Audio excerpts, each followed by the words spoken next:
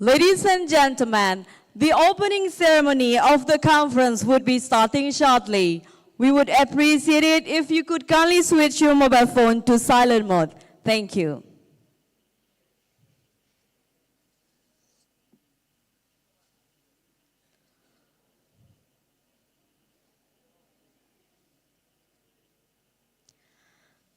Your Excellency, Professor Marwan IPU, Rector of Universitas Syah Kuala. Vice Rector of Universitas Syah Kuala, Professor Mustanir.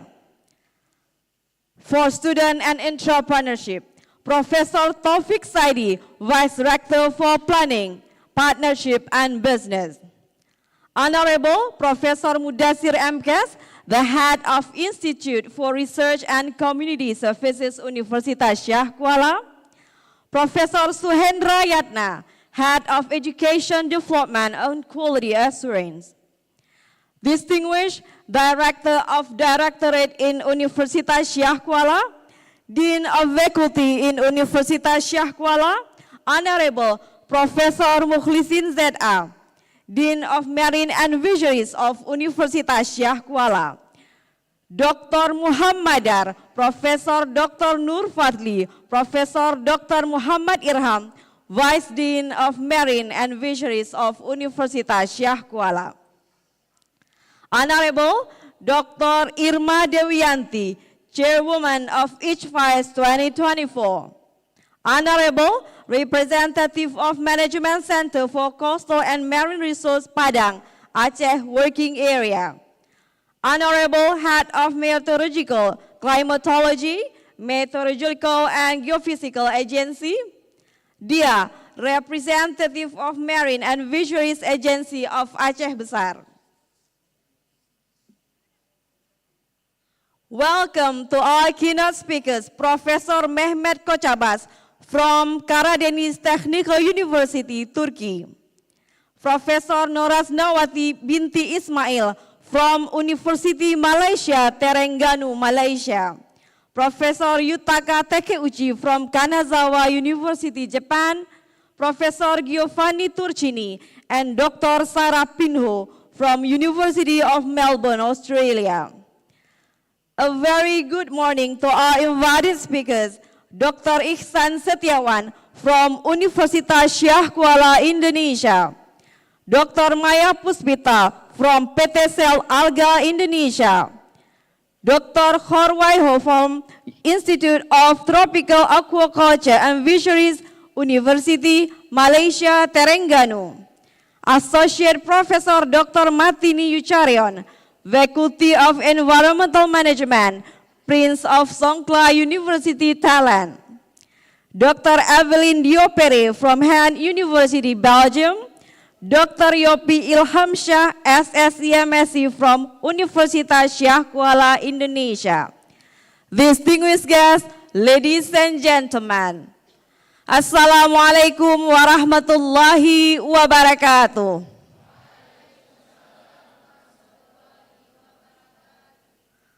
All praise be to Allah. May the peace and blessing of Allah be on the last prophet and messenger, our Master Muhammad sallallahu alaihi wasallam. On behalf of the committee, may I extend a warm welcome to all and everyone to Banda Aceh City, one of the most cultural and historical rich city in Indonesia. This year, Faculty of Marine and Fisheries Universitas Syah Kuala hosts the 6th International Conference on Fisheries, Aquatic and Environmental Sciences and co-hosted by Indonesian Association of Oceanologists, Banda Aceh Chapter and Indonesian Association of Marine Scholars ISKINDO, under the theme Connecting Marine and Fisheries Research, Innovation and Best Practices toward the Blue Economy Era. The conference is divided into 3 multidisciplinary topics: Fisheries, Aquatic and Environmental Science, with the primary goal is to promote multidisciplinary understanding of the latest research and innovation through the conference. Distinguished guests, ladies and gentlemen, to begin the conference, please welcome Rizky Al-Kausar, a student of Marine and Fisheries Faculty for Quran recitation.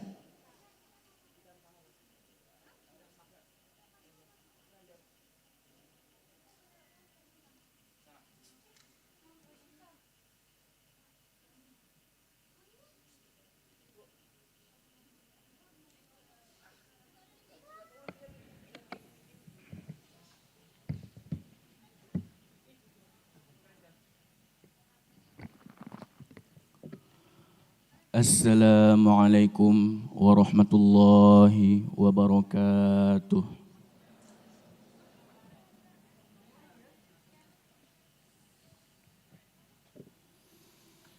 Na'udzu billahi minasy syaithanir rajim.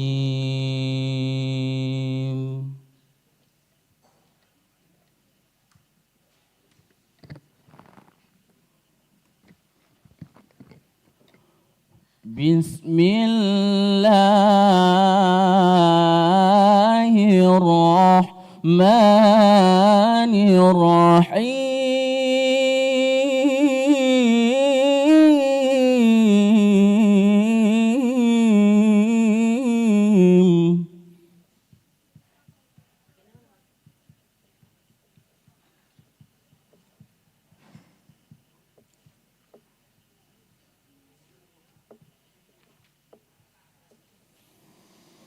Ma kana Muhammadun aba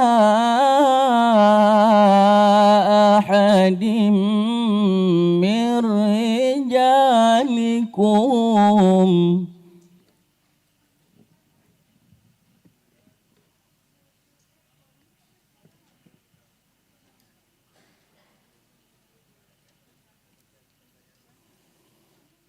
walakin Rasulullahi wa khataman nabiyyin.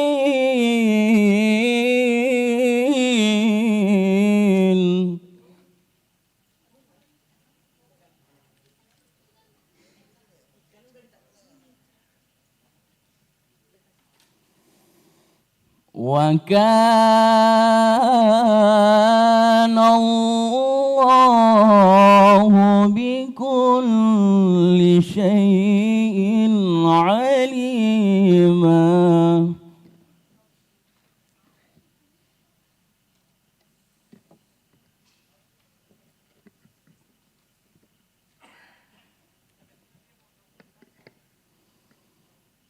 Ya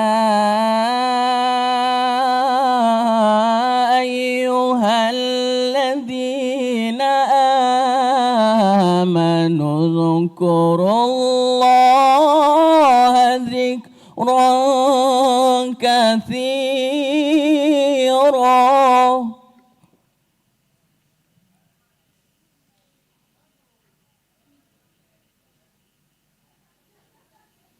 wasabbihuhu bukratan wa asila.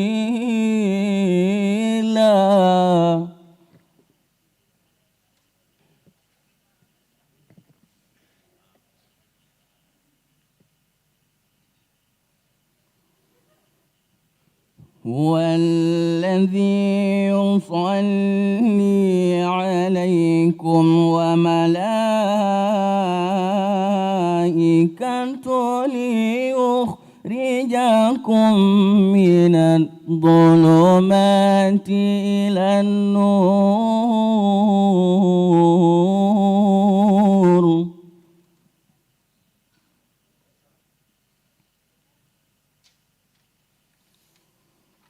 Wa kana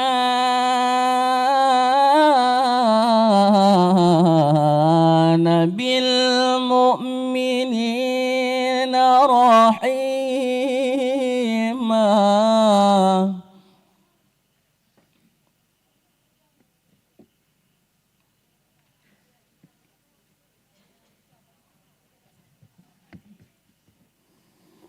تحيتهم يوم يلقونه سلام وأعد لهم أجرا كريما.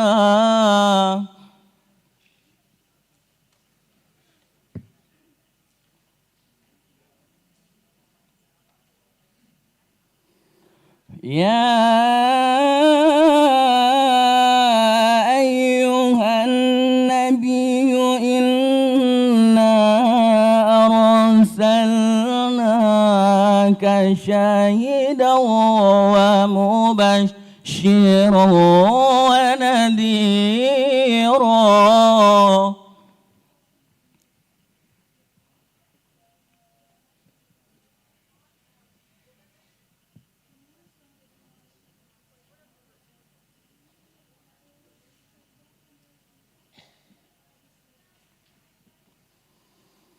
وداعيا إلى الله بإذنه وسراجا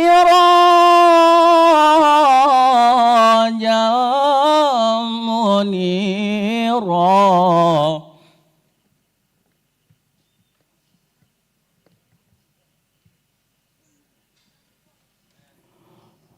الله أكبر.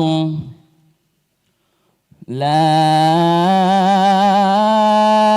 إله إلا هو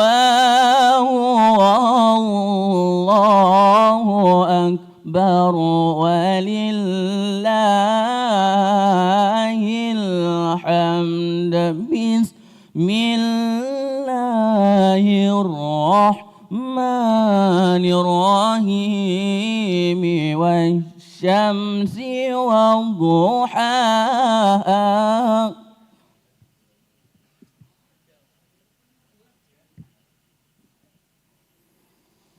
والقمر إذا تلاها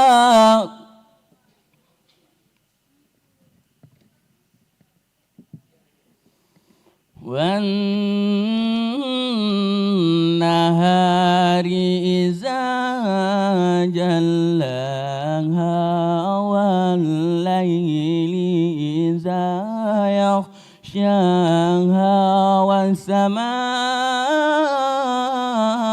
وما بناها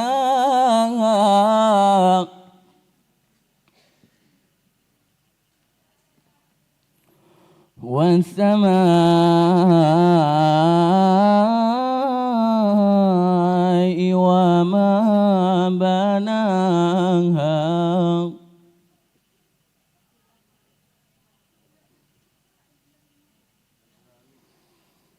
والشمس وضحاها والقمر إذا تلاها والنهار إذا جلاها والليل إذا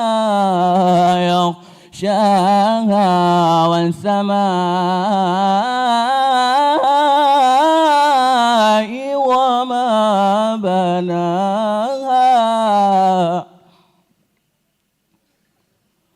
والأرض وما طحاها ونفس وما سواها. صدق الله العظيم. Salawat Badar. Everyone is invited to rise.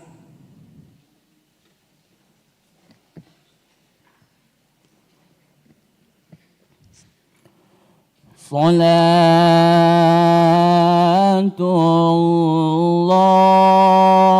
الله سلام الله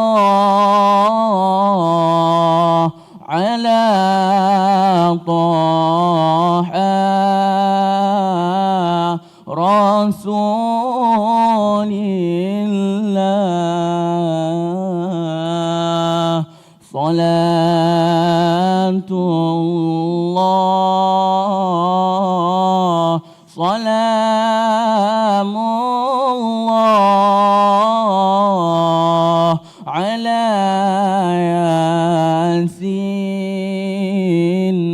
حبيب الله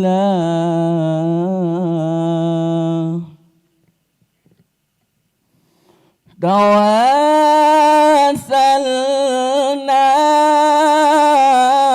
بسم الله وبالهادي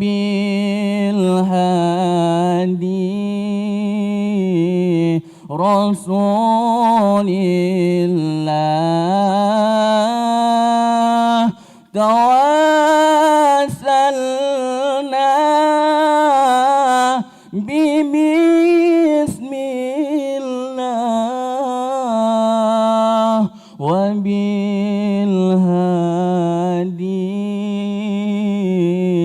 رسول الله وكل مجاهد لله بأهل البدر يا الله صلاة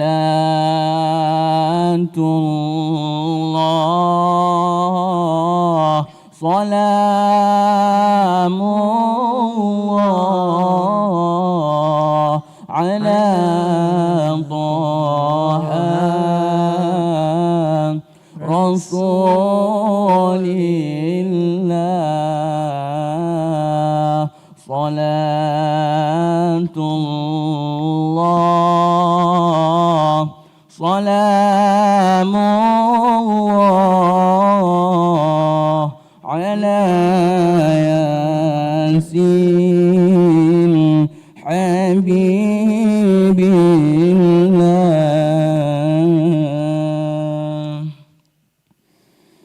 إلهي سلم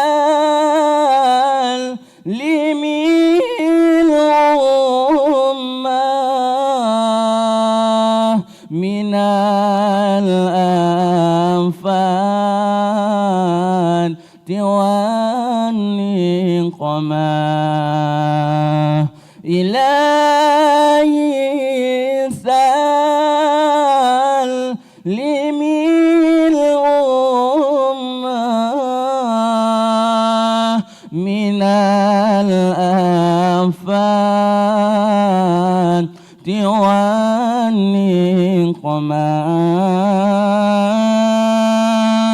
ومن حم ومن غمة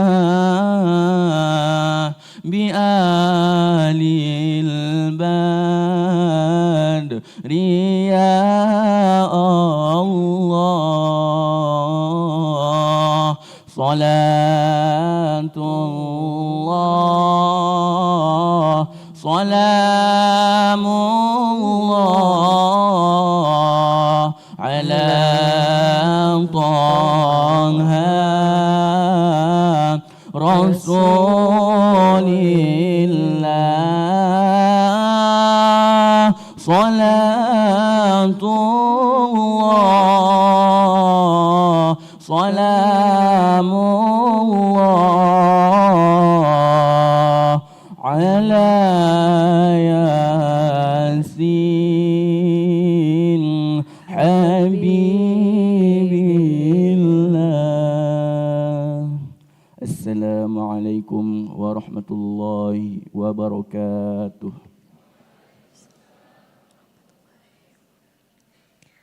Please remain standing for the singing of the national anthem of the Republic of Indonesia.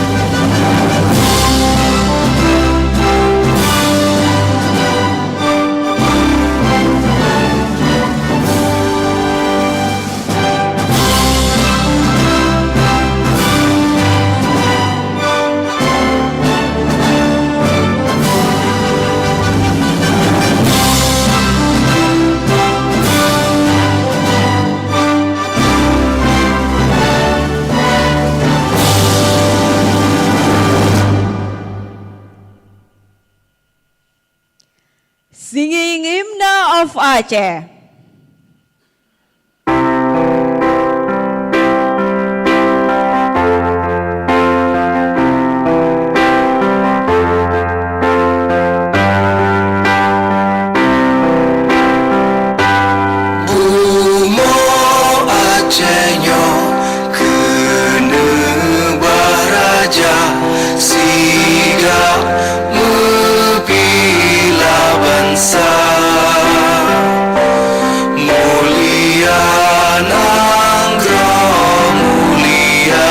Syuhada Metuah Bijai Aceh mulia. Ya Tuhanku, rahmat bersampo, negeri Acehnya bermulia.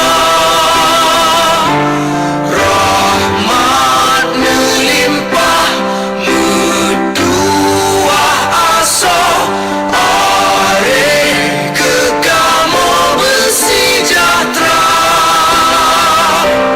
Aceh masyhur, makmur dan megah, sabeda jaga Aceh mulia. Berkatkan Aceh melimpah bago, bermesah mesyedara. Bersepakat bersabarnya menemat syariat Islam ke hukum bangsa.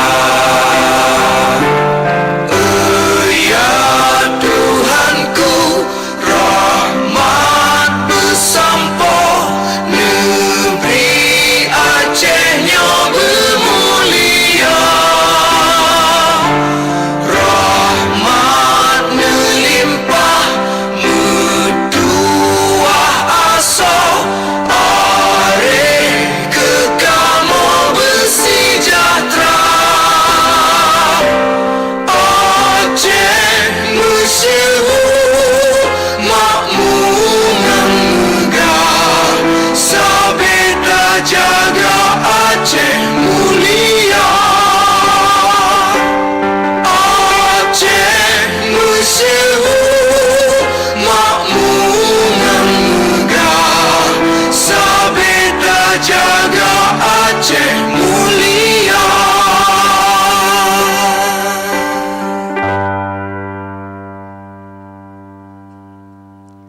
Kindly be seated.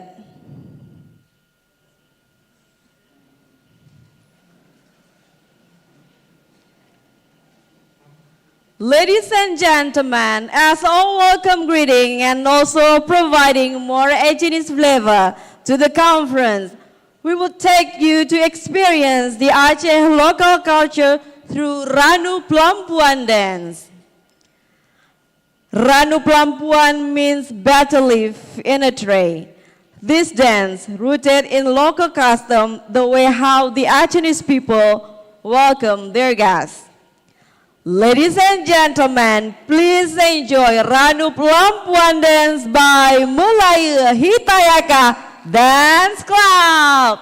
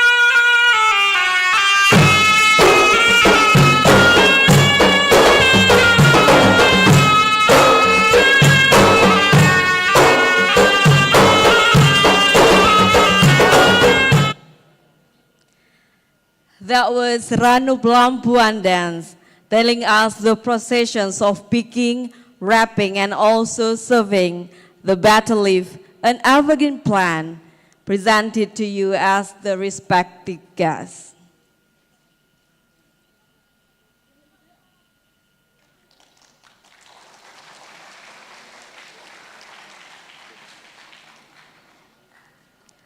Ladies and gentlemen, and now we would like to have your attention to take a look at the video informing the profiles of Universitas Syah Kuala, followed by Marine and Fisheries faculty, respectively.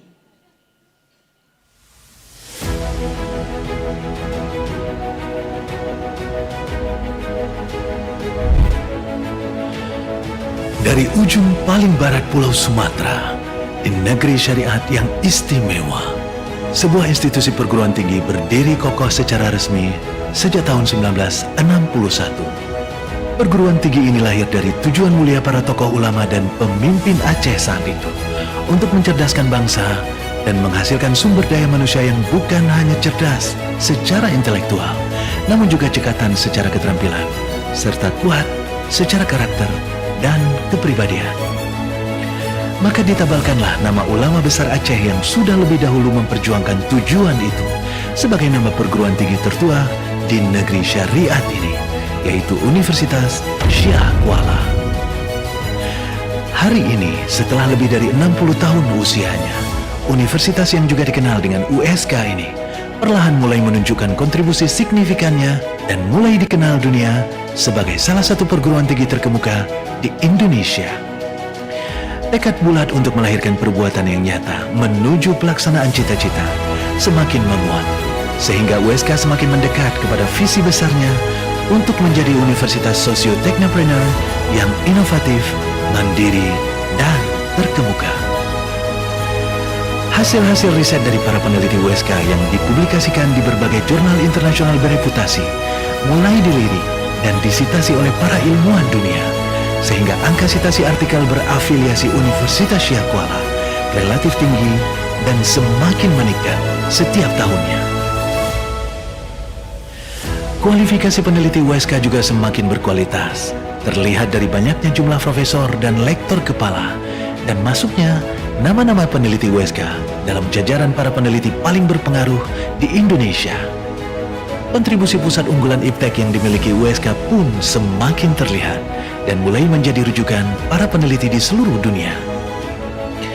Perhatian internasional kepada USK pun mulai menguat, terbukti dengan meningkatnya kualitas dan kuantitas kemitraan internasional USK, serta hadirnya puluhan mahasiswa mancanegara yang mendaftar sebagai mahasiswa selain mahasiswa lokal dari berbagai daerah di Indonesia. Capaian ini tentu tidak terjadi begitu saja. Sivitas Akademika USK telah lama sekali berjuang dengan komitmen tinggi, kekompakan, dan semangat keikhlasan, kejujuran, dan kebersamaan untuk terus berkembang. Hasilnya, USK bertumbuh kembang secara pesat dan menjelma menjadi salah satu perguruan tinggi dengan status akreditasi institusi unggul dan telah secara resmi menjadi perguruan tinggi negeri Badan Hukum atau PTNBH. Berbagai prestasi dan penghargaan pun diraih oleh USK, mulai dari penghargaan untuk pengelolaan keuangan, kualitas penelitian dan pengabdian, peringkat yang semakin baik di SDGs dan World University Ranking, hingga inovasi program Merdeka Belajar, Kampus Merdeka. Maka tidaklah mengherankan jika peringkat USK secara umum di tingkat nasional saat ini relatif sejajar dengan perguruan tinggi terkemuka lainnya. Capaian ini tentu saja patut disyukuri, namun begitu, USK masih terus berjuang untuk menjadi lebih baik lagi dan lagi. Apalagi merujuk pada visinya untuk menjadi Universitas Sosio-Teknopreneur di masa depan, maka tantangan berikutnya adalah mewujudkan lahirnya ribuan wirausahawan muda dari Universitas Syah Kuala. Saya yakin potensi Universitas Syah Kuala untuk mencapai visinya menjadi Universitas Sosio-Teknopreneur yang inovatif, mandiri dan terdepan dan berdaya saing global sebenarnya sangat terbuka. Dan itu menjadi harapan kita semua.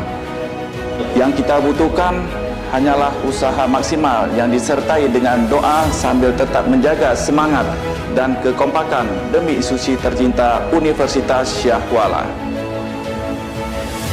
Sekilas harapan ini mungkin terlihat naif, namun dengan komitmen tinggi dari pimpinan, didukung oleh kinerja optimal dari 12 fakultas dan sekolah pasca sarjana yang menaungi lebih dari 140 program studi, mulai dari diploma hingga S3, serta sumber daya manusia USK lulusan dari berbagai perguruan tinggi ternama di berbagai negara, dan juga dibarengi dengan doa serta ikhtiar maksimal, maka sepertinya cita-cita USK sangat mungkin untuk dicapai. Mari samakan suara dan bertekad bulat untuk melahirkan perbuatan yang nyata. Darussalam menuju pelaksanaan cita-cita.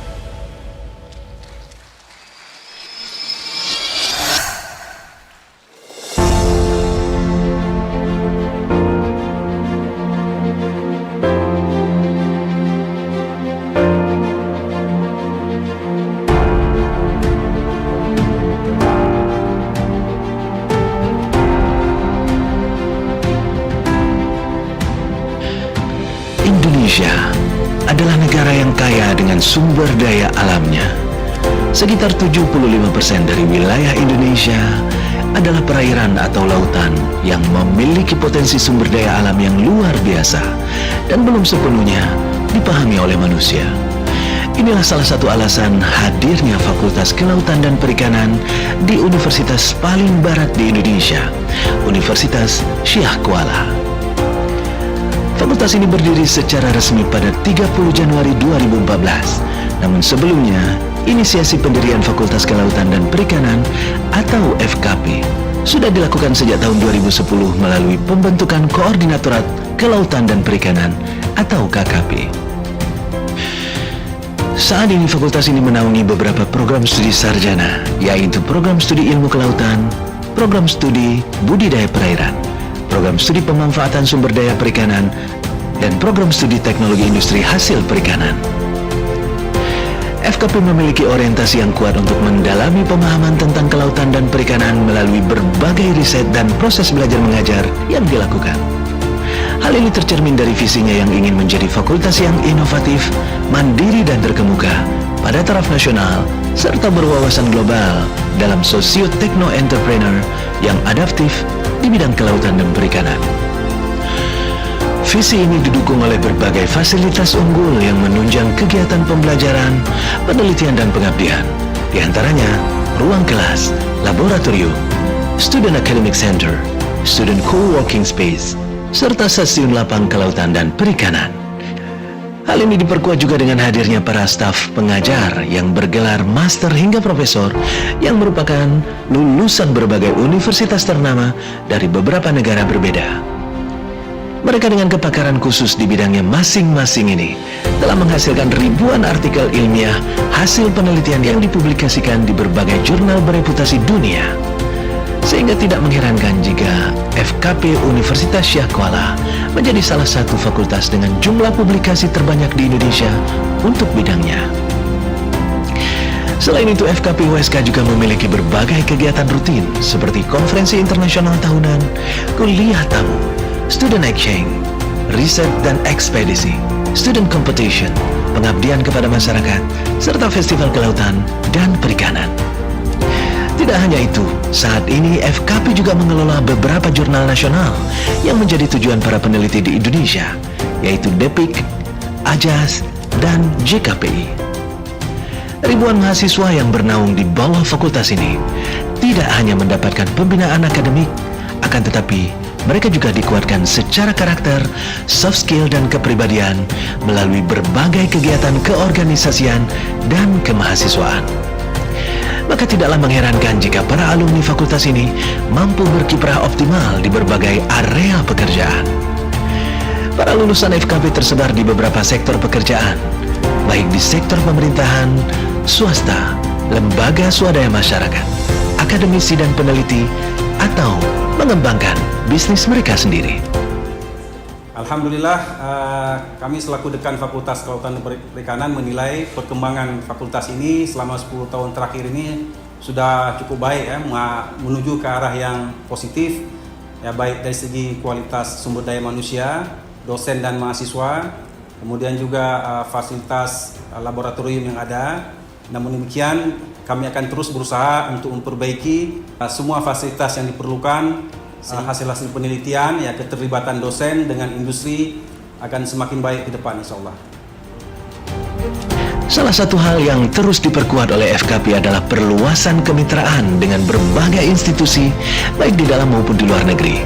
Sehingga layanan pendidikan, kegiatan kemahasiswaan, serta luaran penelitian semakin baik secara kualitas dan kuantitas di masa depan. Lalu, apa kata mereka yang sudah bergabung di Fakultas Kelautan dan Perikanan Universitas Syah Kuala? FKP, bagus loh. Keren banget loh. Begitulah Fakultas Kelautan dan Perikanan Universitas Syah Kuala, seperti juga lautan yang terlihat indah, yang tak pernah berhenti bergerak dan menyimpan potensi yang luar biasa.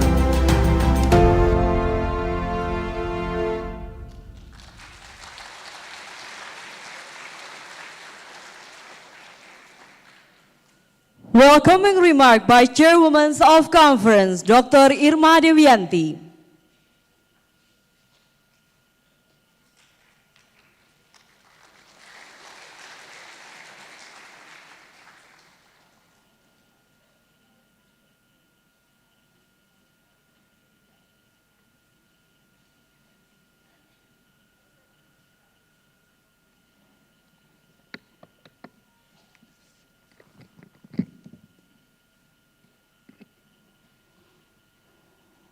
Assalamualaikum warahmatullahi wabarakatuh.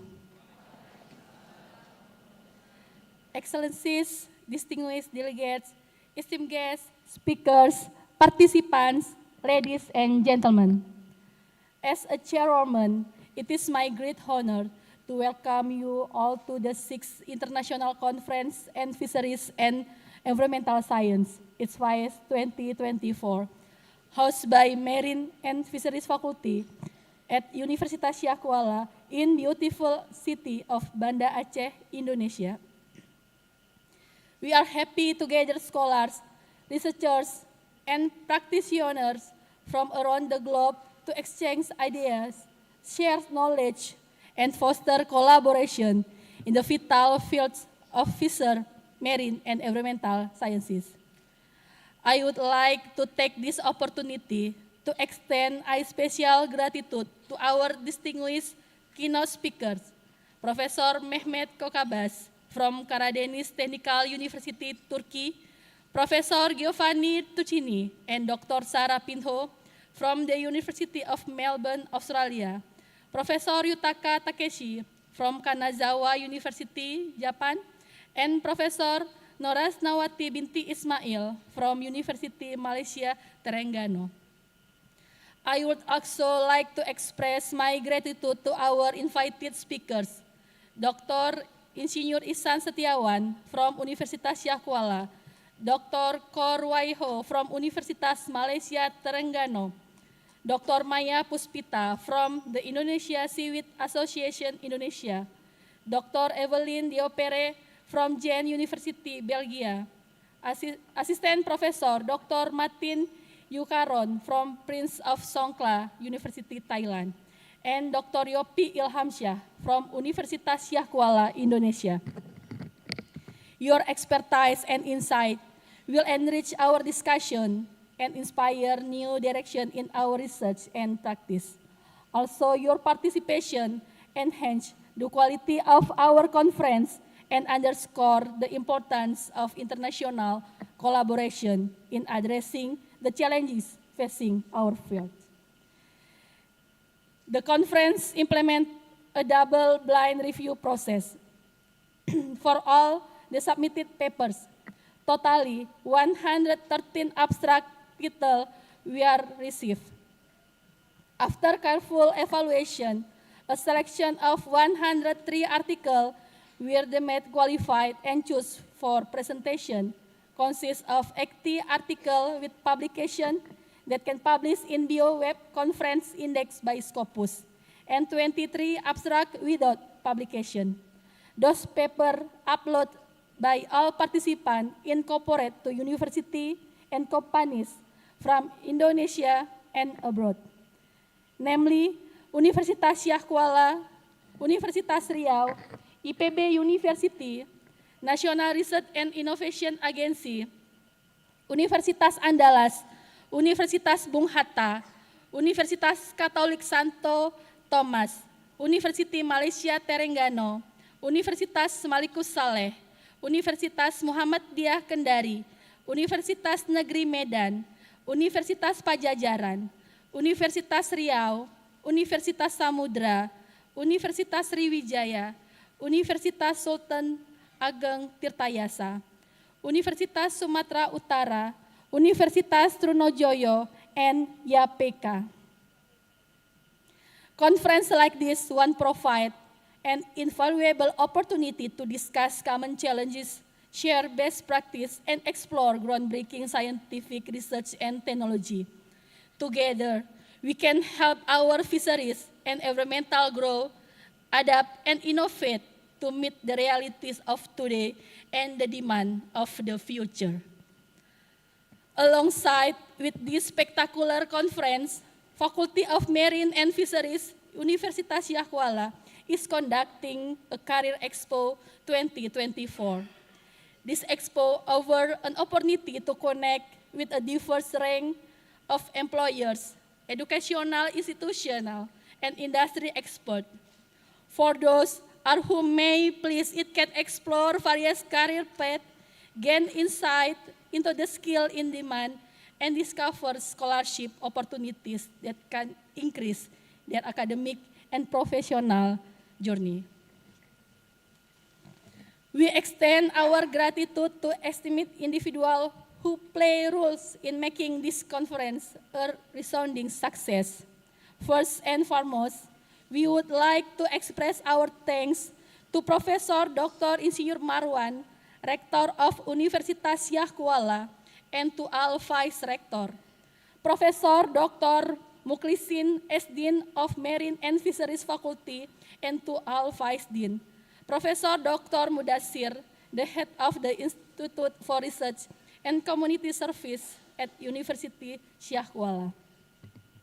Finally, we would like to thank all the authors who submitted their paper, the reviewer, the keynote and invited speakers, moderator, committee, and our volunteer for all their working in preparing and running the conference. We wish you a very warm welcome and hope that you will have a very productive, enjoyable time. Once again, I am most grateful for your participation and support. Thank you very much. Wassalamualaikum warahmatullahi wabarakatuh.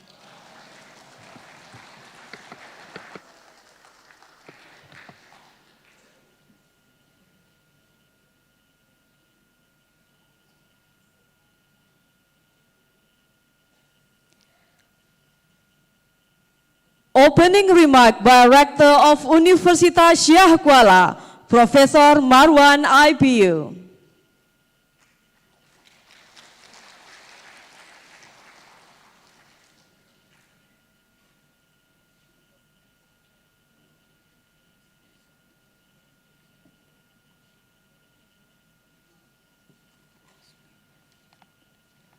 Assalamualaikum warahmatullahi wabarakatuh. Very good morning, everyone. Honorable Dean and Vice Dean, Faculty of Marine and Fishery, Universitas Syah Kuala, Representative Ministry of Fishery and Marine, Republic of Indonesia, Head Office of Fishery, Province Aceh, District of Aceh Besar and City of Banda Aceh, distinguished keynote and invited speaker, distinguished guests, ladies and gentlemen. In this event, let me take this opportunity to warmly welcome all of you into this conference organized by the Faculty of Marine and Fishery, Universitas Syah Kuala.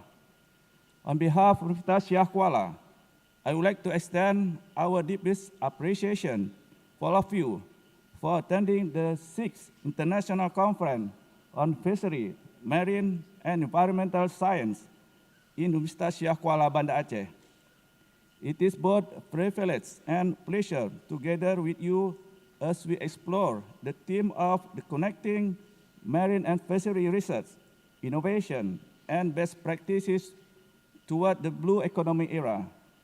My appreciation is also addressed to the Faculty of Marine and Fishery, the committee, and all its staff for conducting this special event. Ladies and gentlemen, I am honored to have with us an outstanding lineup of keynote speakers and invited speakers coming from around the world, from Thailand, Malaysia, Australia, Belgium, and of course from Indonesia, whose expertise on their own work to share and will illuminate our knowledge. Their insight into marine resources, conservation, sustainable fishery management, and innovative practices will set up the stage for meaningful dialogue and collaboration. Your contributions are vital in enriching our understanding of the challenges we face today and the solution we can pursue. We highly encourage all of us, participants of this conference, to engage with them during the session and seek out opportunities to learn from their expertise. Ladies and gentlemen, in this critical moment for our planet, we recognize that the heart of our marine ecology or ecosystem linked to the well-being of communities that depend on fishery and ocean resources. These integrated systems are directly aligned with SDG 14, Life Below Water, with focus on utilizing sustainability marine resources for a better benefit of our future generation. This conference, of course, aims to bridge the gap between the cutting-edge research and practical application, fostering innovative approach that can drive sustainable development within the blue ocean framework or blue economy framework. Within this conference, the Faculty of Marine and Fishery are also initiating an FTP Career Expo 2024 with the theme of bringing the future career and scholarship opportunities in the global era, in which this platform would have a strong benefit for participants, especially students who seek for a job opportunity, scholarship, and skill development. This expo that focus on this area not only benefit participants, but also strengthen the community by aligning education and industry needs. Finally, I would like to thank for participants of this conference. I really hope that this conference will serve broad excitement, enjoyment, and thank you very much. Wassalamualaikum warahmatullahi wabarakatuh.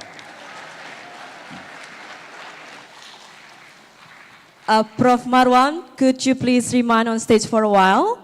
As the opening of the conference is signed by playing rapai, a traditional Acehnese percussions.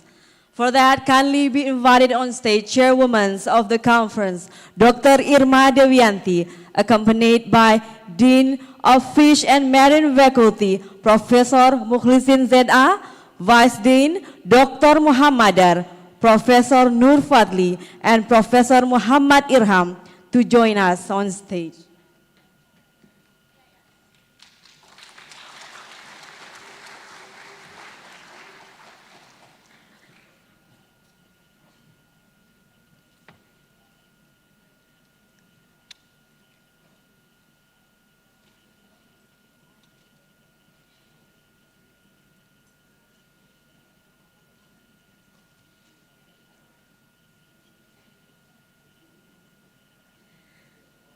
The opening of ICFAES 2024 and Career Expo is symbolized by hitting rapai in 3, 2, and 1.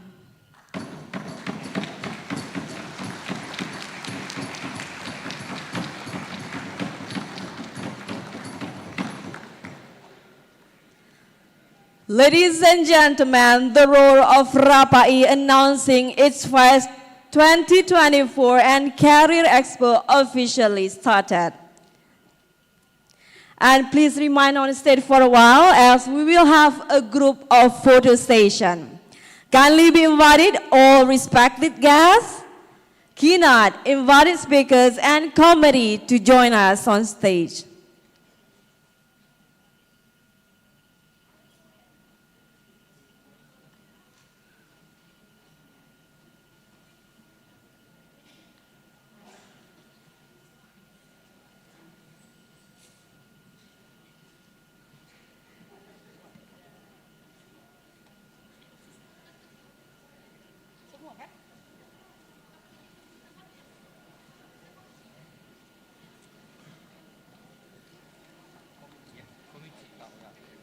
Once again, we would like to invite all respected guests, keynote invited speakers, and committee to join us on stage.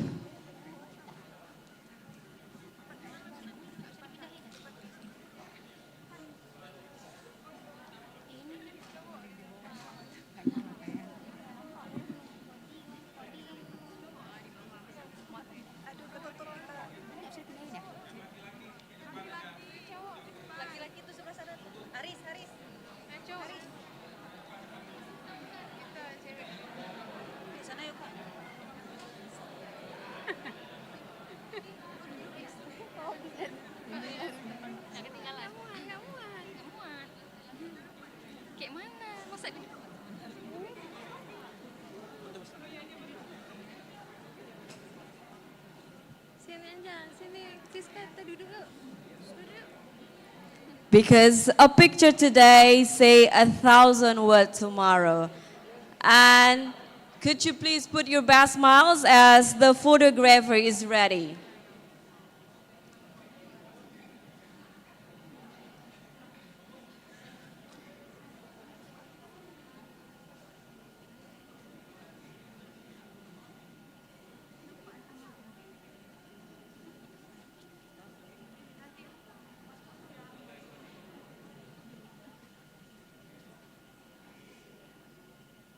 All right, please give your best smile and in 3, 1, and 2.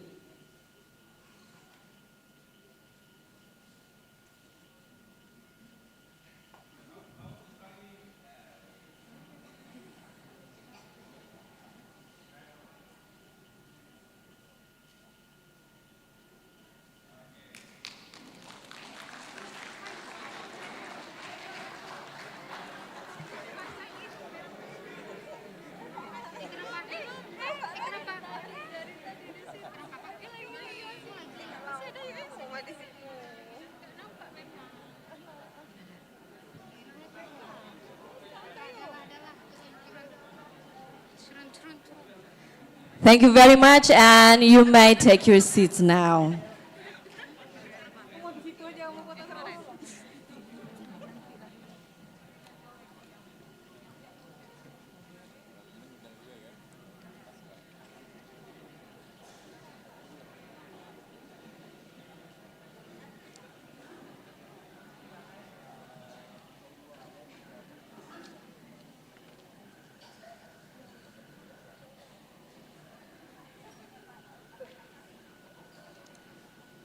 Prayer recitation by Rizky Al-Kausar.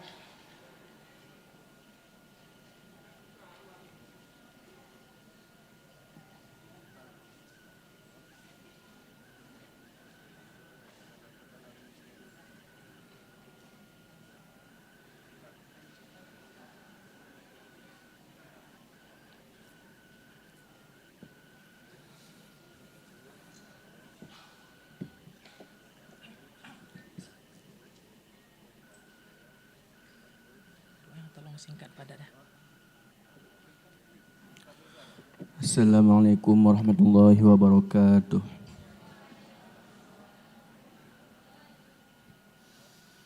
نعوذ بالله من الشيطان الرجيم بسم الله الرحمن الرحيم الحمد لله رب العالمين حمدا يوافي نعمه ويكافئ مزيدا يا ربنا لك الحمد كما ينبغي لجلال وجهك الكريم وعظيم سلطانك اللهم صل على سيدنا محمد وعلى آله وصحبه وسلم اللهم إنا نسألك رضاك والجنة ونعوذ بك من سخطك والنار اللهم إنك عفو كريم حليم تحب العفو فاعف عنا يا كريم اللهم اغفر لنا ذنوبنا وذنوب ولوالدينا وارحمهما كما ربيانا صغيرا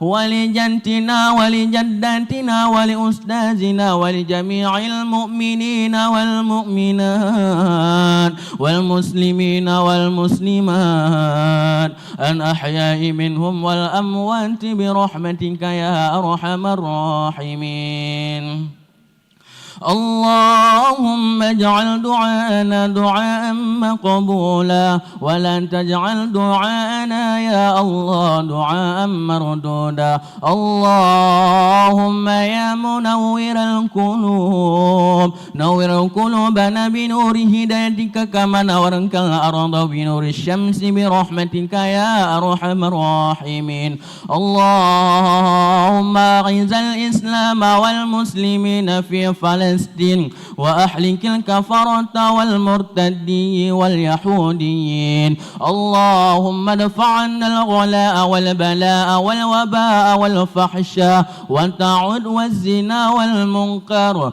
والسيوف المختلفة والشدائد والمحن ما ظهر منها وما بطن من بلدنا هذا خاصة من بلدنا هذا نغر دار السلام خاصة ومن بلدان المسلمين أمة إنك على كل شيء قدير ربنا ظلمنا أنفسنا وإن لم تغفر لنا وترحمنا لنكونن من الخاسرين ربنا آتنا في الدنيا حسنة وفي الآخرة حسنة وقنا عذاب النار وصلى الله على سيدنا محمد وعلى آله وصحبه وسلم والحمد لله رب العالمين السلام عليكم ورحمة الله وبركاته.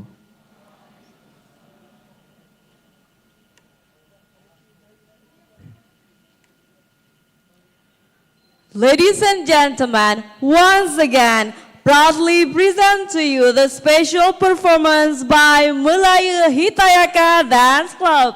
We call this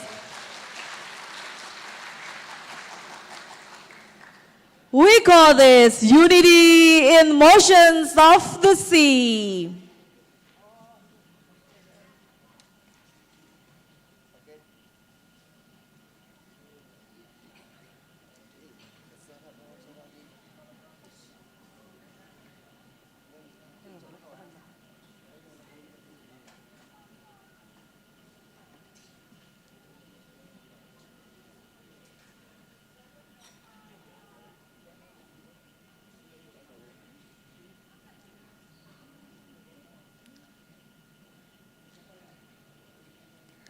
Ladies and gentlemen, life as a coastal fisherman is a unique blend of dependence on nature and the hard struggle for survival. Every day, they face the uncertainties of the sea, extreme weather, and limited marine source.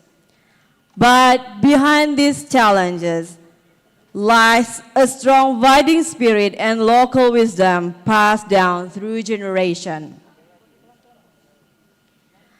In navigating their life, they encounter both trial and blessing by Allah subhanahu wa ta'ala. The community's well-being manifests in daily life through effort to maintain relationship and socialize with others. As a form of gratitude for this blessing, Costa's community often hold joint study Quranic recitation.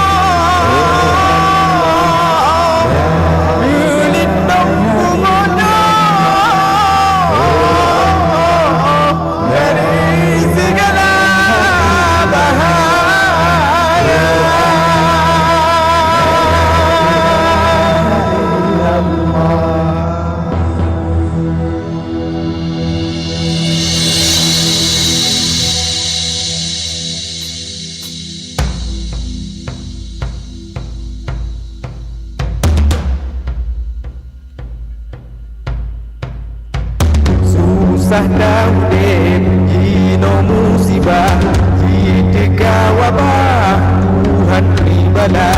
Doa tak lagi, sabeba Allah, tu bina wabah, puji Allah.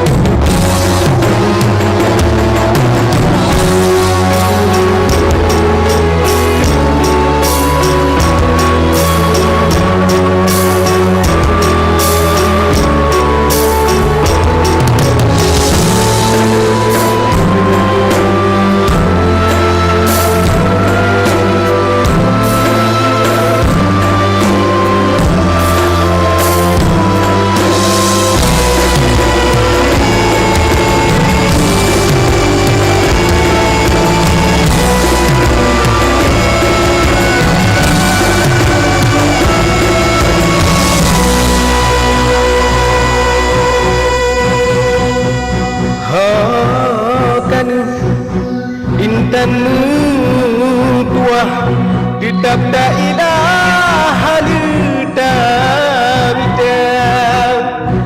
lagi jokada nang ramu sibah musuh tak payah tamu ketika baku tahu asa rida ba Allah semangat lepas bakmu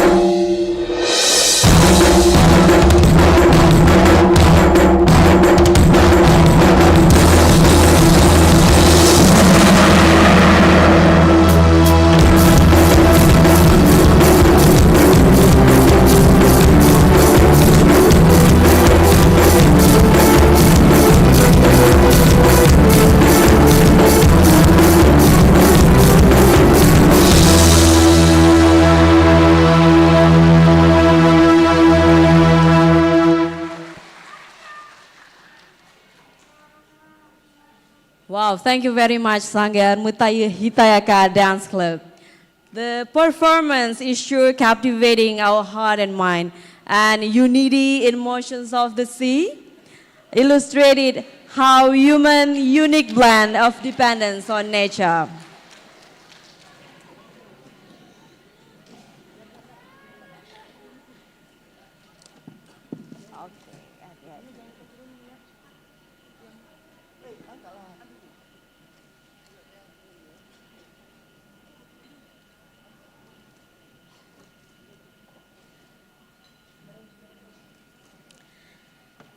All right, ladies and gentlemen, this is the end of the opening ceremony of ICFAES 2024. Moving right along, we will have five keynote speakers presenting their knowledge and expertise. This special session will be moderated by Teku Haris Iqbal, PhD.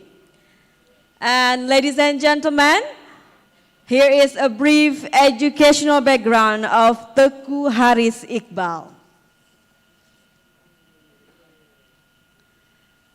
Teku Haris Iqbal is a lecturer at the Faculty of Marine and Fisheries Universitas Syah Kuala, with a focus on marine biology and ecology field. Graduated from Prince of Songkla University, Thailand for master degree in 2015, then pursuing doctoral degree at the same university from 2021 to 2023.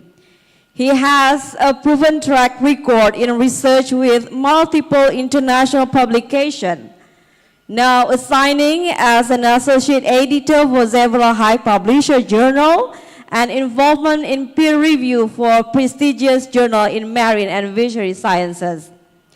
Right now, he is going to run a mud crab project focused on community engagement and sustainable fisheries practices in Indonesia, Malaysia, and Thailand. His motto, if any workload can be done within 2 minutes, then start it immediately. Ladies and gentlemen, please welcome Teku Haris Iqbal, PhD, on stage.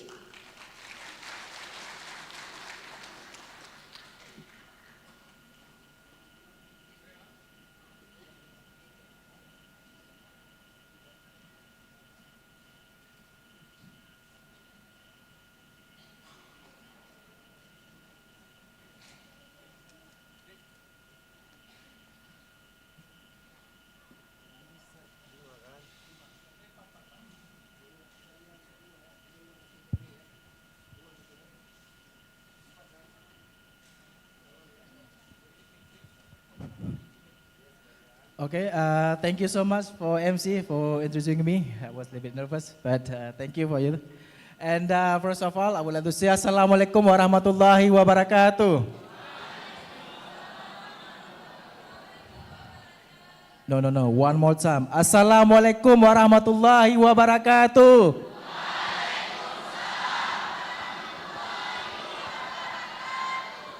That's what we call spirit, okay?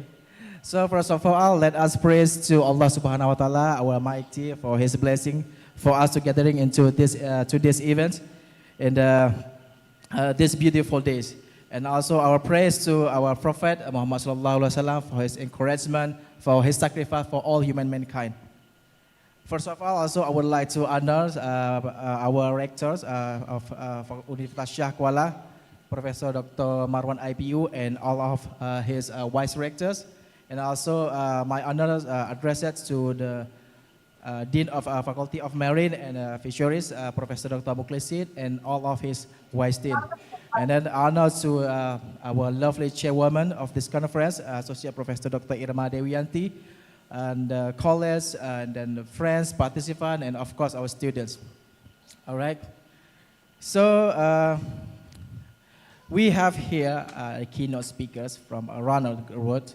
We have 5 from 5 different countries, and then this is the big opportunity for us to having this. So I would like to please invite our first keynote speakers. Maybe can join us. We have 3 tables here from Professor Mehmet, and then Professor Yutaka, and also from Professor Noreswati. Please welcome to the stage altogether.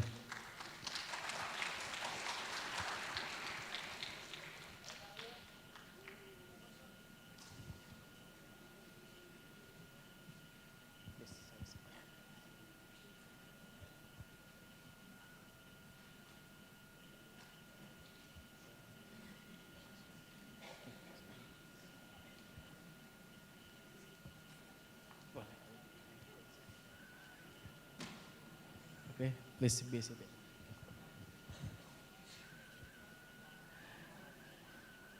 Okay, as I mentioned before that this is a very good opportunity for us. Thank you for Prof. Mehmet, Prof. Nurizawati, and Prof. Yutaka, and as well from online we have Professor Giovanni Tonici and Dr. Sarapindo that will be presenting us by online from Australia. We are pleasure to having you here on the stage on this special spectacular events. Okay, so I hope that we as students, as the participant, will get a benefit from your presentation. So how was Aceh lately? Was it good? Yeah, you can turn it up. Actually, I came 2 days ago, by the way. It was the first time I'm visiting here. First time? Yes, I stayed 1 day in Jakarta, and also I visited that place. As you know, I'm coming from Turkey. All right. Yeah, we are Muslim, so I wandered the mosque and I went there. Yeah. I had been the Fajr. That's great. 5 times in a day. Your food is so different than ours. Yeah, So it's just good. best is I'm afraid to, get, worse on my belly. So I'm trying to eat. Yesterday I was enjoying Ulis's house. He celebrated really, really nice food to us. Her wife is also. Thanks for them. Yeah. What about you, Prof?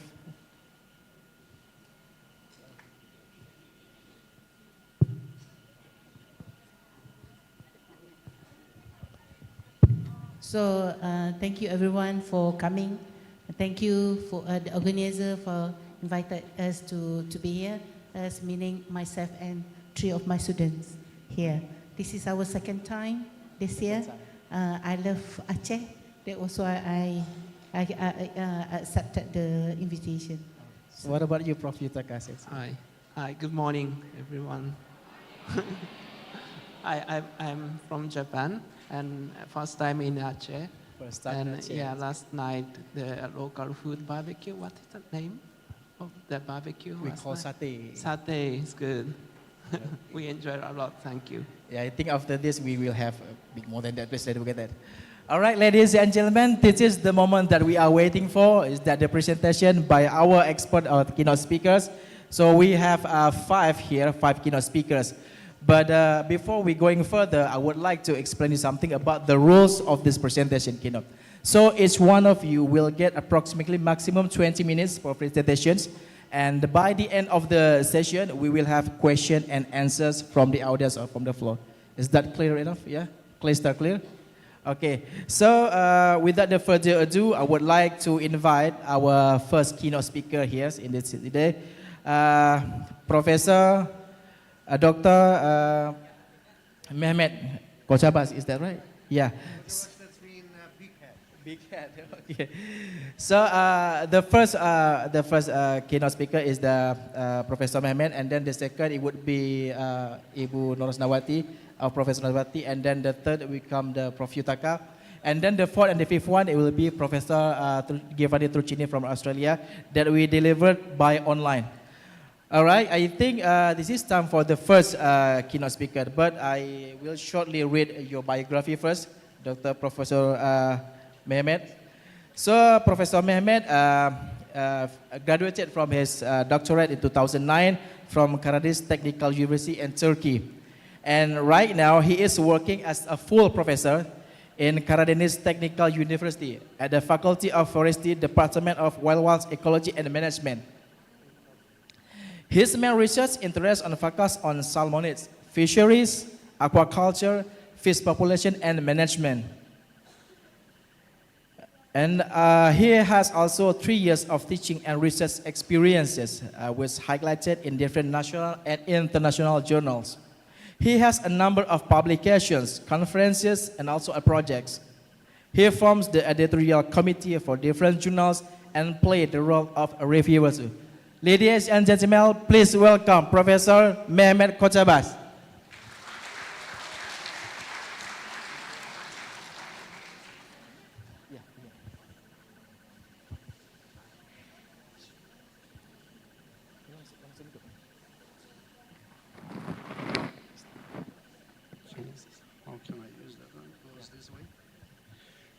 By the way, Assalamu alaikum wa rahmatullahi wa barakatuh. It is not unusual for us giving a speech with salam.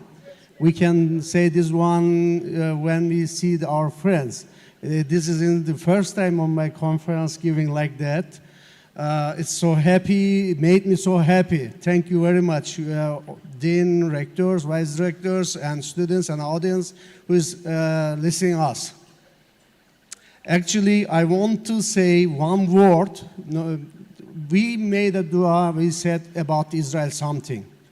I want to say actually, who is hearing me, it's my duties, who is destroying the kids, women, old person in the world, who is supported them. May Allah destroy all of them. It's my giving speech. It's my duty. Okay, that pictures is, that videos actually, one of yours members from your university, Louis, she were in Turkey, she's a doctorate working on the field. We caught some brown trout, actually I called red spotted trout on the field. That pictures, I want to start with that one. And I suppose I have 1 hour, but I will cut my speech and I will give some special examples here and I will finish my presentation, and after maybe you can ask me outside some questions about these topics. It's not working, cursor. Okay. I will say something about some information about climatic change and its effects. About climate change, some climate features of Turkey's region, some salmons and trout. What is the salmotruta or red-spotted trout? Some phenotypic characteristic and conclusion. That is my topics. You know the climate. It's so simple. It's as we say. Maybe you haven't, but we have rain, snow, like that. Things are it's happening around. We feel cold. We feel so hot. That is the temperature or global warming is. We have in Turkey, we have 7 regions, but we have more than 7 regions, spatial characteristic, subdivided section in Turkey. It's almost over than 31. And I give some small pictures from the place of the war in Turkey. One is the right-hand side is located in the Trabzon. It's a high mountain. It's a church prepared for Christian people. It built in ancient time. I just put in there for that reason. Due to Turkey's climate, absolute location is very general temperature. With the region bordering Mediterranean is different, Black Sea is different, mid of Turkey is different, south of Turkey is different, east of Turkey is different, have own characters. So I put in 7 regions here. So we will go, we'll see what's going on. We have hot weather, we have cold weather, we have moderate weather and winter, rain, all of them. So under this, the Mediterranean and agency coast and also Marmara and Western have own character under the influence of this climate type of this. So coastal area, mostly the agency and south of Turkey have typical climate, hot summer, dry summer, and mild, little bit rainy in winter time, but mostly it's about around 20s. Could look like in here, in summertime it's so high. Coastal areas is north is a little bit colder than that other places. And summer is it's a little bit warmer, but so winter is not too cold when you compare the east of Turkey, like this one. We have some places over than 2 meters snow in there too. So we have these places, Ardahan is located over than 1,500 meters above the sea level. It's have really, really high snow happening there. It's the first snow is dripping on there too. It's so cold places. So I'm showing these pictures because of, by the way, it's not working by the time naturally. I'm showing that one because of I will give my speech about the trout. You have to know about what's located in there. So look at the Marmara Sea region, as we have the coolest summer, largest population in the Turkey. Istanbul is located there too. Aegean Sea coast, you know, maybe Izmir is located on that side. Another is Antalya is located in south of the Turkey. It's famous places, touristic places too. And east place is we have an highest mountain, called located in this region. So a lot of volcanic activities there. There are a spatial lake called Salt Lake. It looks like a Caspian Sea. It's not different than that one. It's the and southern Anatolia is the so hot places for me, and also it's close to Syrian and Iraqi border. Mid Anatolia is a different type of the most erosion is happening in there, and its capital of Turkey is in there. I'll show you the Black Sea region. It's my own town is there, located in Trabzon. It's north coast of the Turkey. So, is it climate change or is it global warming in the world or in the Turkey? We can say easily, I'm expecting your answers. Is it climate change or global warming? What you are thinking about that?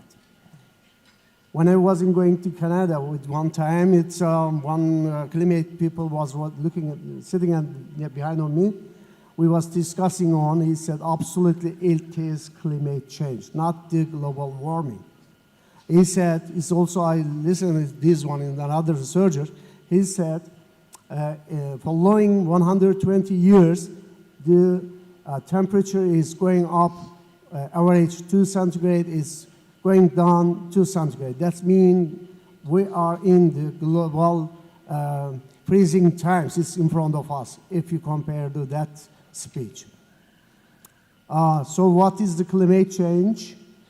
Answer is so simple, isn't it? What's the answer? Unexpected weather events. Like when I was starting my journey, I wear like this. I came to Istanbul. It was so hot, my old town. It is around 28. When I came to Istanbul, I hit snow, rain. It's really cold. Degrees around 10. Suddenly, winter it came. Suddenly, it was like summer days. Previous year, I was on the field study. I caught trout. They are not give spawning time. It was the same time 1 year ago when I reached there. On that time, I caught fish. After 1 month later, when we reached that place again, we caught the spawning season. We get that one. Only 1 month, delayed it. So that is the unexpected weather events is affecting to trout. So the climate change is constantly changing around us. So we can't do anything. We just following it. Unfortunately, the climate crisis, which has begun to affect the world, has also Turkey too. It's in last decades. It's weather events is changing, so strange, and we see what's going on around. Deforestation is maybe the effect, maybe the global gases, maybe the technology. I don't know. You see, the climate change is affecting to fish living area, not only to other animals and human too. So what will we see after? The global climate change is having serious effect on aquatic animals, aquatic ecosystem, aquatic living things, such as red spot trout. We say salmotruta. In this presentation, how climate change affects the phenotypic characters of this species will be examined. So I'll ask you trout. You know the brown trout or red spotted trout or not? I don't know. Natural, which one is the natural? Which one is the natural or which one is the, going on ground in pond? How can we understand ecotype species? So we go on.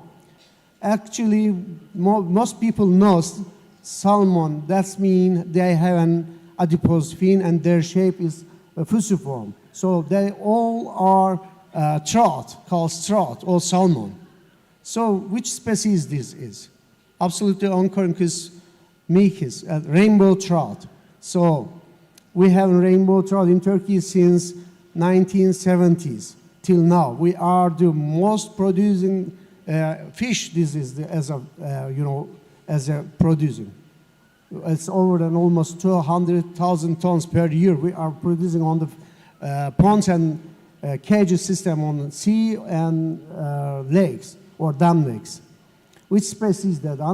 They are also same fish, Oncorhynchus micis. It's albino fish. One is yellow, one is white, one is a little bit reddish. This is another one. We haven't that one. Oncorhynchus nerca, red spot, red salmon. This is the salmon solar, another one. This is we say they have two regions. One is Pacific, one is Atlantic. So pink salmon, Oncorhynchus corbusha. I'm just giving some special information about that. I'm going to do my presentation. Which species? This is the red spotted trout. Many people knows that brown trout, salmotruta. So this is also red spotted trout, lake trout. This is the special in Abant Lake, is Abant trout. This is not our trout. It comes from north of the world. It's not European side. Salvelinus fontinalis. And there are some other. This is the female one. Is one the male. Most of them is like that. This is another one. This is not new species. It is the hybrid of that brown trout female, male of the Salvelinus fontinalis. So this is the called tiger trout. Okay.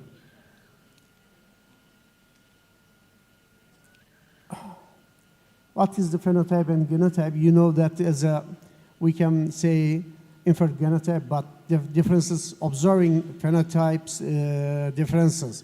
Phenotype can be briefly defined as a physical expression on an organism called genotype. But phenotype is different than we can count, we can measure, we can, see all that differences on it, such as number of eggs. The effects of climate change, especially temperature increase or decrease in water flow and change in water chemistry, may lead phenotypic variation in red spotted trout, such as this picture. This area, which I caught trout fish in here, but that time there is few water and there is no trout fish on this river because of the weather changing. So what is affected on this one? We know natural disasters, geothermal waters, mineral resources, landslides, and others. But what's that? Rising water temperature. It's a highly sensitive, that fish. It lives around 20 maximum. You have to go down, it's around 0, it's 10, is the best spawning temperature, is around 10. If you increase that one, larvae is not living on that temperature. Only the big one can survive their life. So changes in water chemistry, decreasing water, change the water quality. Everything is changing. So another one, changes in stream flow and hydrology. It's affecting also. Loss of cold water refuges. You know, trout is restricted of that water temperature is so important. Range construction, shift in species distribution, impact on reproduction and survival. As I started my presentation, I mentioned trout couldn't get spawn on season. We are saying less rise of light, and it's also coming, cold weather is affecting to spawning season on trout, beside of the other fishes. Some of human influence can trigger it too.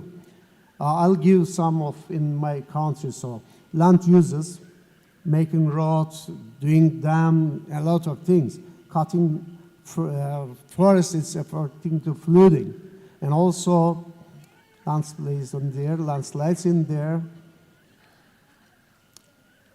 And all kind of work, channel, wall, and construction in riverbeds, and retrieving material from the stream bed. Increasing pollution is everywhere is this big problem, as you see here. That all pictures is trout living area, which I took. Also small or big hydroelectric power station. That is the pathway of the fish, or fish passage is the trout. We should go up position to spawn there. They need to go up or down. It's blocked in the water. There is a small power station, collect all water. Spawning season, I took this picture. I mentioned this in my country, who's working on that department. They punished them, but that time it was the spawning season. We passed 1 year and they took ticket. After, nothing happened on there. The relationship between organic and load and vegetation, vegetation carried by the decrease in water in stream bed too. Irreversible changing in stream bed too. Forest destruction, acid rain affect water sources. So mechanism of phenotypic variation is affected. It is true that increasing temperature, decreasing water resources may cause morphological changes in red spot trout, such as the other animals. Changes in growth and reproductive strategies. Climate change can directly affect the growth rates of trout. Increasing water temperature, I mentioned it before, decreasing water flow, and behavior changes. For example, I gave you to that spawning season change in there. So salmon fish, we know salmon fish, there are a number of salmon family and can be divided in 2 groups, Atlantic or Pacific, and there are 8 genus of that mentioned. Only that one I will mention here, 3 genus lives in Turkey, naturally only the salmon, Salmotrutta. The rest of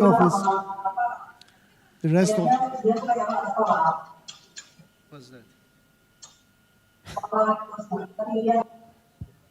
I don't understand what you're saying. Someone is. Okay. That pictures belong to me, which I called in Uzungöl Lake, red-spotted trout. So they live in different and quite difficult geographical conditions, such as high mountain, so strong running water, or lake or sea.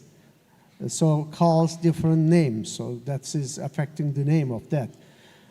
They have long and slightly compressed body. That's mean fusiform shape.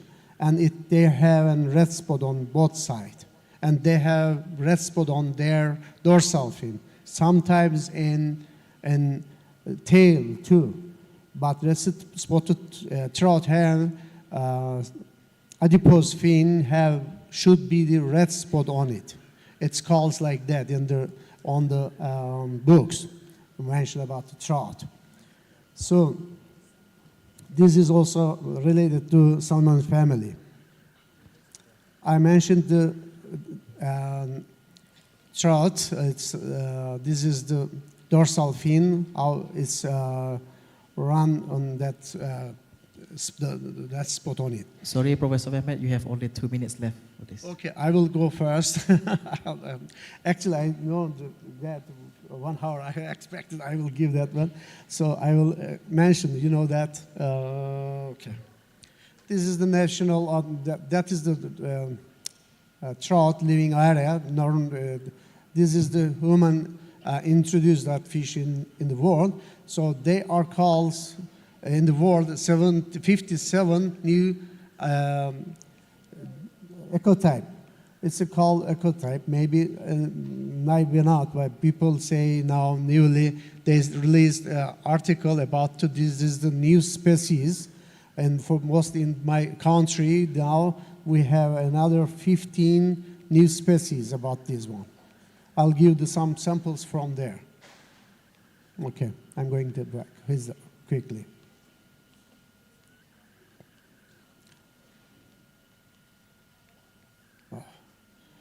As a result, this species is referred by many different local and scientific names. I mentioned that. That is why it's living in the running water, is living in the high mountain, is living in the lake or dam or in the sea. So it calls different name. That is affected that's phenotypic variation. It's affected another weather conditions to change the colors and patterns is too. So they have released 15 new species in Turkey too. We have only one species, but changing habits, they change ecotypes, it changes because where is a reason of affecting this one too. Okay. I will say that the main of them, different ecotype, red-spotted in trout. This is called, newly name is Salmorizensis, or the old name synonym was Salmorizensis, not Salmorizensis, Salmochutta magrostigmanosa, that. It has a red spot on that. It's many people say Anatolian trout. This one calls Anatolian trout. They have really different color, as you see here. They have a linear lateral line. They have only 11 or 13 red spot, and the upper and down places have less red spot on that. And also they have begin smaller to older. They have a Parmarx tool, same amount Parmarx tool. And see here that the adipose fin is different. Dorsal fin is different too. Eyes and mouth shape is different, and tail and fins is also differences in here. I'll give some samples on that. Colors. Actually, mountain trout or great-spotted trout or Anatolian trout calls coral too because of the red spot on the bodies. It's living in the North Black Sea coast. Actually, people knows before they live in all around to Turkey, but now is few spring waters have this fish. Only this few area. Now we are underprotected. It's banned to catch this fish. Angling or fly fishing is banned, especially the natural places. So it's only increasing 80 grams, not too much because of the living area. It's about 1,000, between 300, 3,000 meters above the sea level. It's living area. So hard conditions, so hard water it's living area. Their color adaptation is very, very high, especially the brown trout have too. Both is same river, same area, or the river or area is close to each other. The others is living in the sea, comes spawning to fresh water. goes inside the fresh water. Their spawning season changed 1 month later now. It's coming, it was starting with end of the August, now it's going to starting end of September or beginning of the mid of the November. Sea trout, that means it's increased 50 kilograms and 1.5 meter about, the size of it. It's really, really important fish. It's living in seawater, comes to spawning in the fresh water. When they living in fresh water, its color is reddish like that. When it go back to river to ocean or sea, it's changing the color, its color pattern being like that one. It's no red spot on it, which I caught in river. This one is returned back from the sea. I caught it. Its color is like that. It's becoming like silver. So stream, I'm giving some example also from different river. It's how it changed its color pattern too. This is the stream trout. It's living between the sea to brown. That is Anatolian trout's area. Its color is different than others. See these pictures. And another one, a bond trout, we call it lake trout. It has a big black dots in it. Some samples some fish have small, another red spot near the tail area. But absolutely their altibos fin should be the red spot on it. But the tail is like flat, straight like this. And that 3 pictures is different type of different lakes, I call it. This is the last one, it's the Caspian trout. It comes from the name delivered from Caspian Sea. Some people say Salmo caspius. It's living in the east of the Turkey. The black color pattern is here. The others is open, a little bit clear, understand the shape of this. When you call this like this, should be like that one. But when this were from the Caspian Sea, if you see in the differences between them, it's different than all of them. Look, how is affected the fish. So it is starting with that size. It's almost 3.5 centimeter. It's giving them the starting par mark and the coloring.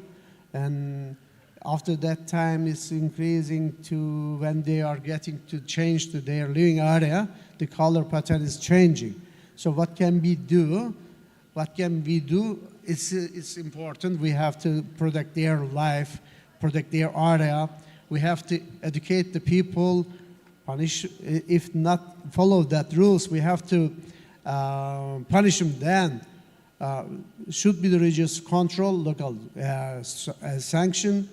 And also, I'll say that this is the last word. I'm going to so quick to education everywhere, every time. I'm giving that picture because of that our students, we are catching fish on the river, showing them where they are living. As I mentioned before, long-term monitoring studies need to, genetic analysis also, observation also. It's in addition, the development of conservation programs and sustainable management of water resources are critical to survival of these species. So this may cause changing in morphological, physiological, and behavioral characters of these species. These changes may affect the population dynamics by challenging the ecological adaptation of trout. Yeah, we know that we are really lucky. It is still alive in nature. Maybe we can see in the future or not. It depends on what will we do. So thank you very much for you are listening to me. Thank you for your patience. This is the high mountain on my own town. All right, thank you so much, Professor Mehmet Kocabas. That was very informative news that we heard today. And then I believe that there are some questions from the audience by the end of this session. So I think that it is good for us to learn something about the climate change that affect on the fertility of the fish. And I believe that your study will be beneficial for us. Okay, please, Ribbon. So right now we jump across to the second presenters. It would be Professor Doras Nawati binti Ismail from University Malaysia Terengganu. Okay, I'm going to read his short biography. Professor Dr. Noraswati Ismail, originally from Kuala Terengganu, from Terengganu province. She obtained her undergraduate and postgraduate MSc on molecular biology and biotechnology from University Kebangsaan Malaysia, or UKM, from 1994 until 2000. And then she later acquired her doctoral degree in marine biotechnology from Heriot Ward University, United Kingdom in 2006. Professor Dr. Azna started his career as the president officer in Institute of Medical Research in Kuala Lumpur in 1995 before joining the UMT in January 2021. Recently, Professor Dr. Azna and her team also secured one of the largest amount of industrial research funding, up to 1 million ringgit Malaysia from the Petronas, with entitled Marine Growth Research and Anti-Fouling Formulation for Offshore Facilities. This is one of the projects where Professor Azna coaches at least 5 young researchers as a team member acting as sub-project leader. Ladies and gentlemen, please welcome Professor Dr. Noras Nawati Ismail.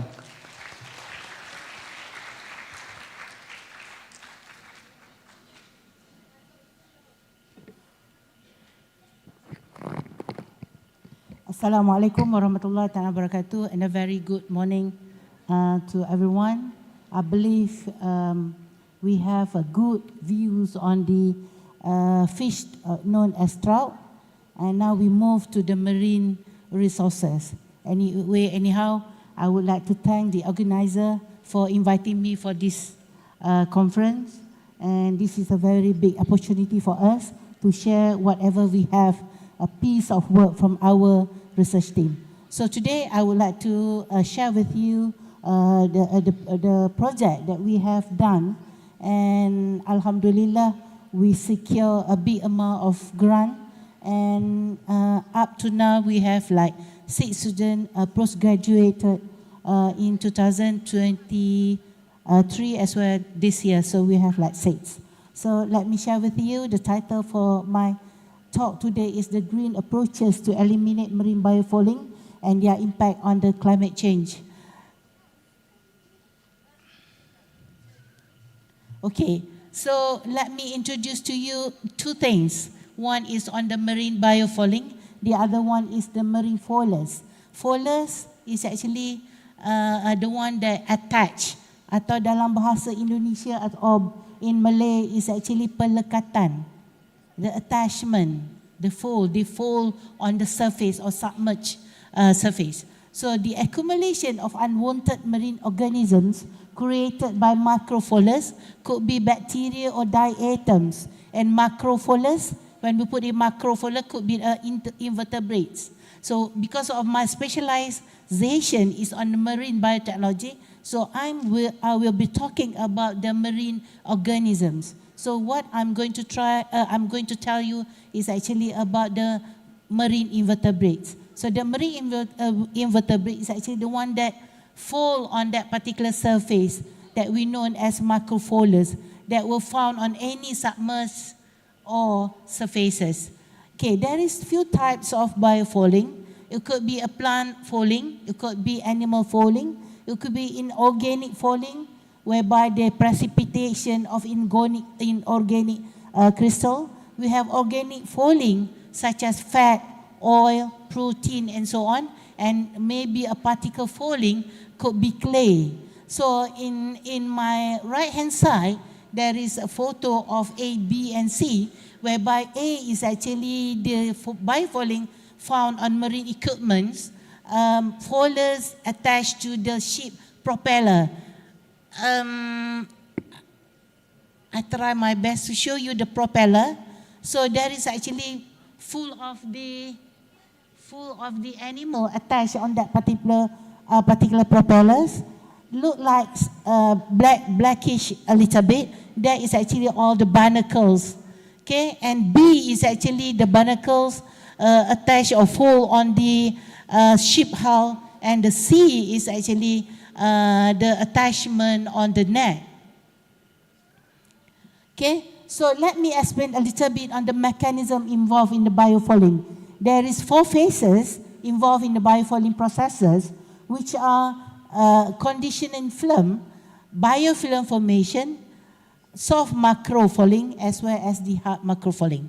So conditioning film, when we are talking about the submerged or surfaces, they need something to attach on that particular surfaces. Something that could be a conditioning film, the first layer whereby the absorption of organic molecules, including protein, carbohydrate, and other macromolecule that will allow the second layer to grow, that known as biofilm formation. When we talk about the biofilm formation, we are talking about the microbial attachment and bacteria and could be diatoms. So they will attach on that particular condition. The attachment of microorganism could be bacteria and diatom. The formation of that biofilm will start to stick on that particular surfaces. Sticking, that known as a glue for the third layers known as soft macrofouling, that could be a microalgae or algae or maybe a seaweed. Okay, and the fourth layer of that particular mechanism is the hard macrofouling that you can see very clearly, or could be a small crabs, small mollusks, could be a barnacles attached on that particular submerged surfaces. And this one, you can see clearly when you go to the jetty. You'll see all the pillars of the jetty full with that particular barnacles. That is actually a biofoulers that need a biofouling or anti-biofouling to remove all the foulers individuals. So the adverse impact for the climate change is actually, when we talk about the biofouling, that will involve 2 at least industries, maritime and oil and gas industry. The one that contribute and granted us the grant is one of the biggest oil and gas company in Malaysia, known as Petronas. So they have very big disturb on this particular biofoulers. So they asked us to solve their problem. That was why they give us a lot of money. So then the problem toward the marine industries, the ship fuel system, they actually affected very much. The marine aquaculture, in the marine pond, there's supposed to be no mollusks, no barnacles, but they're full of barnacles because of the fouling activities. Then these two, actually the example of the financial loss. They lost because they need more fuels to support the ship for moving around. The aquaculture industry, the loss of the production, then they actually contribute to the financial loss, a big loss actually. So the climate change has been touched by our previous keynote speaker. I'm not going to talk about more on the climate change. It's just that I want to tell the parameters involved in that particular climate change, such as a water temperature, the water temperature increase, the pH increase, changes in salinity. This is all the parameters that enhance the growth of micro and macrofoulers. So impact from the climate change is the fast growing of that particular foulers, thicker on the surface, such as in the ship propeller as well as the ship hulls. This actually need more energy, more fuel needed for this, and fuel consumption increase. That is actually contributed to the cost of the operational purposes. So the problem, what is the problem? What are we trying to solve the problem? The problem is actually the anti-fouling paint that has been used previously. It was developed by incorporating metal biocide. They're still using metal biocide. One of the metal biocide has been banned because of toxic in 2008, known as tributyltin or TBT. The other booster biocide, such as diuron, egano, and so on, that has stated here is actually harmful to many non-targeted organisms. So because of they are very, very toxic to the environment, so this is all banned to be used by any of the maritime as well as oil and gas industries. With that then, losses due to biofouling, the biofilm with 1 millimeter thick might increase ship hull fraction by 80%, resulting in 50% 15 speed loss reported in 2015. And the maintenance and cleaning of expenses cost up by 10 to 20 total of operational expenses, including dry docking, labor, and anti-fouling treatment or paint. Then the other losses is aquaculture losses, as I said just now, reduced growth rates and increased mortality, such as in the fish farming. Potential losses could be 30% or more in the affected operation. So again, 3 industries involved. One is in the maritime industry, the second one is oil and gas industry, the third one is actually the aquaculture industries. With that then, the ecosystem and biodiversity, the introduction of invasive species will disturb local ecosystem, resulting in lasting environmental and economic effects, and increased fuel cost, consumption of fuel of US 56 million per year, reported in 2019, and I'm sure it increased more in 2024 because of the price of the fuel is actually increased. So the control of biofouling costs US $15 billion per year for water desalination alone. So with that then, you know how much that we lost because of the biofouling. So this is clearly indicated of the fouls on the pipeline, in the yellow pipeline, and the one in the diameter of the pipeline. Here, you can see almost full with that particular fouls. So this is actually the one that a very big problem with the oil and gas industry, whereby their crude oil recovery is very less and decreased year by year.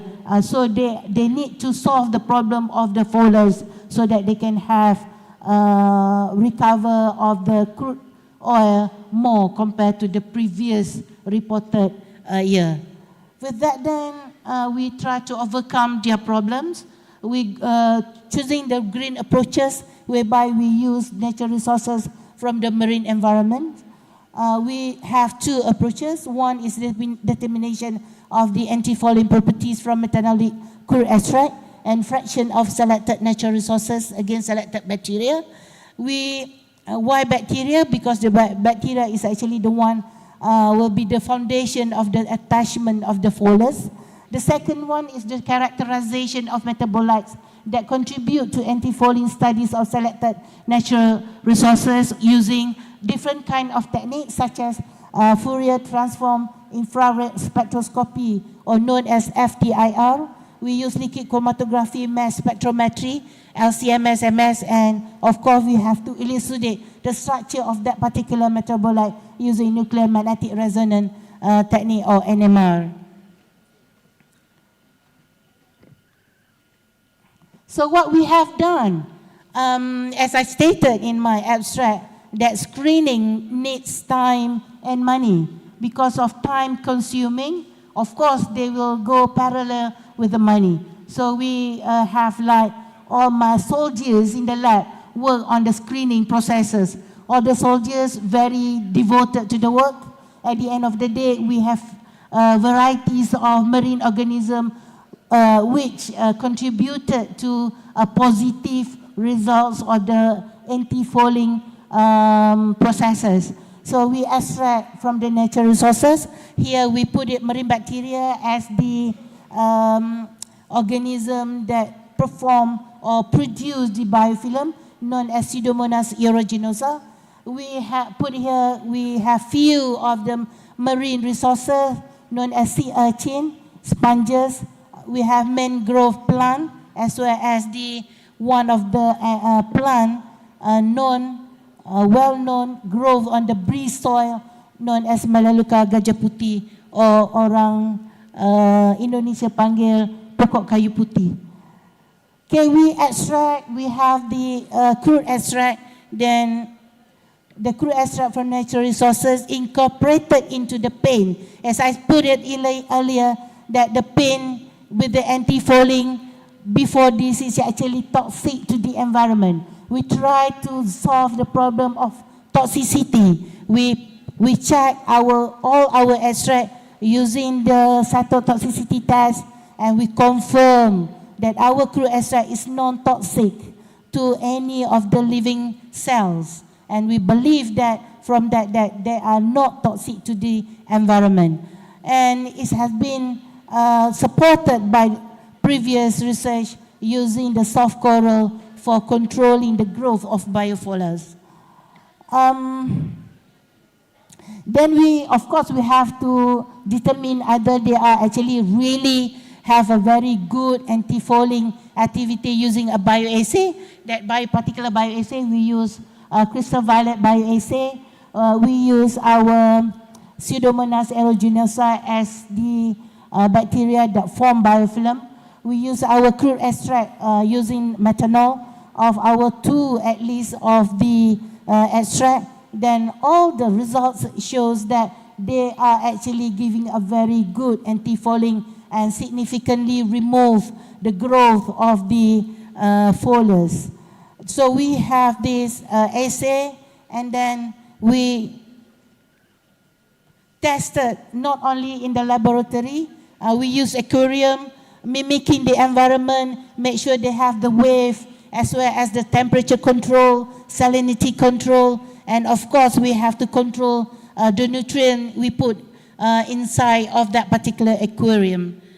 And apart from that, the aquarium testing showed that all of our panel, the one that we tested using our additive paint, have all the anti-fouling activity using the lab testing method. And then we use the field testing. If you can see clearly here, we have 2 sites, which is Kemaman, one of the district in Terengganu, and we have Pulau Redang, one of the beautiful island in Terengganu as well. So both in Terengganu, just to make sure that we are not spending more money for this activity. You know, field testing costs us a lot. One single trip costs us RM 3,000, perhaps maybe like 10 million rupiah. So we need at least 3 months to go for every single site. Then this costs us more than 30,000 ringgit Malaysia. Then you can count in rupiah. So when we tested on this, in fact, I have to tell that the panel that we use here is actually, the panel here that we use is actually the material same as the pipeline that they use in the oil and gas industry. So we use that we cut it into small pieces because we need it more. We have to make it smaller size, not more than 3 times 3 cm, because if you put a lot, if we use the bigger size, then we have to put a lot of paint additive as well as the paint. So with that, then we have like 3 months of the experiment for every single site. Then you can see here, the blank is actually full of the algae. But we cannot see clearly on the barnacles, but they have a very small barnacle as well as the crab. But you have to see that RF1 and RF2 is actually reference 1 and reference 2 that we have paint using a commercially available anti-fouling paint. But the RF1 grow very well as well, all the seaweed, macroalgae and so on. But you have to see here, our 5% of DS and SL, they are actually grow lesser.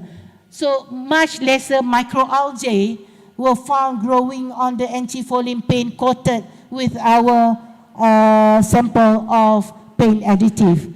No attachment of barnacle was found. We didn't see any barnacle small mollusks as well as the small crabs. So panel coated with the anti-fouling paint are comparable with the standard commercial available paint such as RF1 and RF2 with standard commercially available paint. Both paint can reduce the attachment of macrofoliars on the tested panel. With that then, we commercialize our product already known as paint additive or actually the real name is Painters SUL. This is actually a spirit or a motivation blue economy era whereby everything from the laboratory, from bench to the market. So this is an example from the sample in marine environment we managed to commercialize. So this is actually the product from this project, and this has been used by Petronas Sendirian Berhad, and they actually tested, they bought it from us, tested all over the world on every single different places like Copenhagen, Singapore, of course Malaysia, to test either they are actually working well with the fouling activities. So in conclusion, any single marine resources, especially the one that we tested and screened in the lab with the methanol crude extract and the fraction from the selected marine resources were found to have anti-fouling activity against Pseudomonas aeruginosa. And we have characterized that particular metabolite. We believe that they have a very good functional group with the molecular weight is not that big, and the chemical formula, and of course we know that we can synthesize in the lab. With that, all the panel coated the paint incorporated with the methanol crude extract reveal anti-fouling properties when tested in the laboratory and on field testing. We believe if we collaborate here in Indonesia, not only in Banda Aceh, all over Indonesia, we believe that we can have and produce a very good result as well. With that then, this is all the publications. So far we have like 6 in a very good quartile journals. This is our team members, the last trip to Pulau Redang Island, the most beautiful island in Terengganu. I try to promote Terengganu now. And thank you everyone for listening. You can email me and message me. Thank you. Thank you so much, Professor Noraswati Binti Ismail. That was very informative and powerful presentation that you did. And I believe that we learned something about the bioactive compounds that you found it. And we hope that someday when we try to swimming near the coastal, near the rocky, we couldn't find the barnacle anymore, right? So we hope something like this.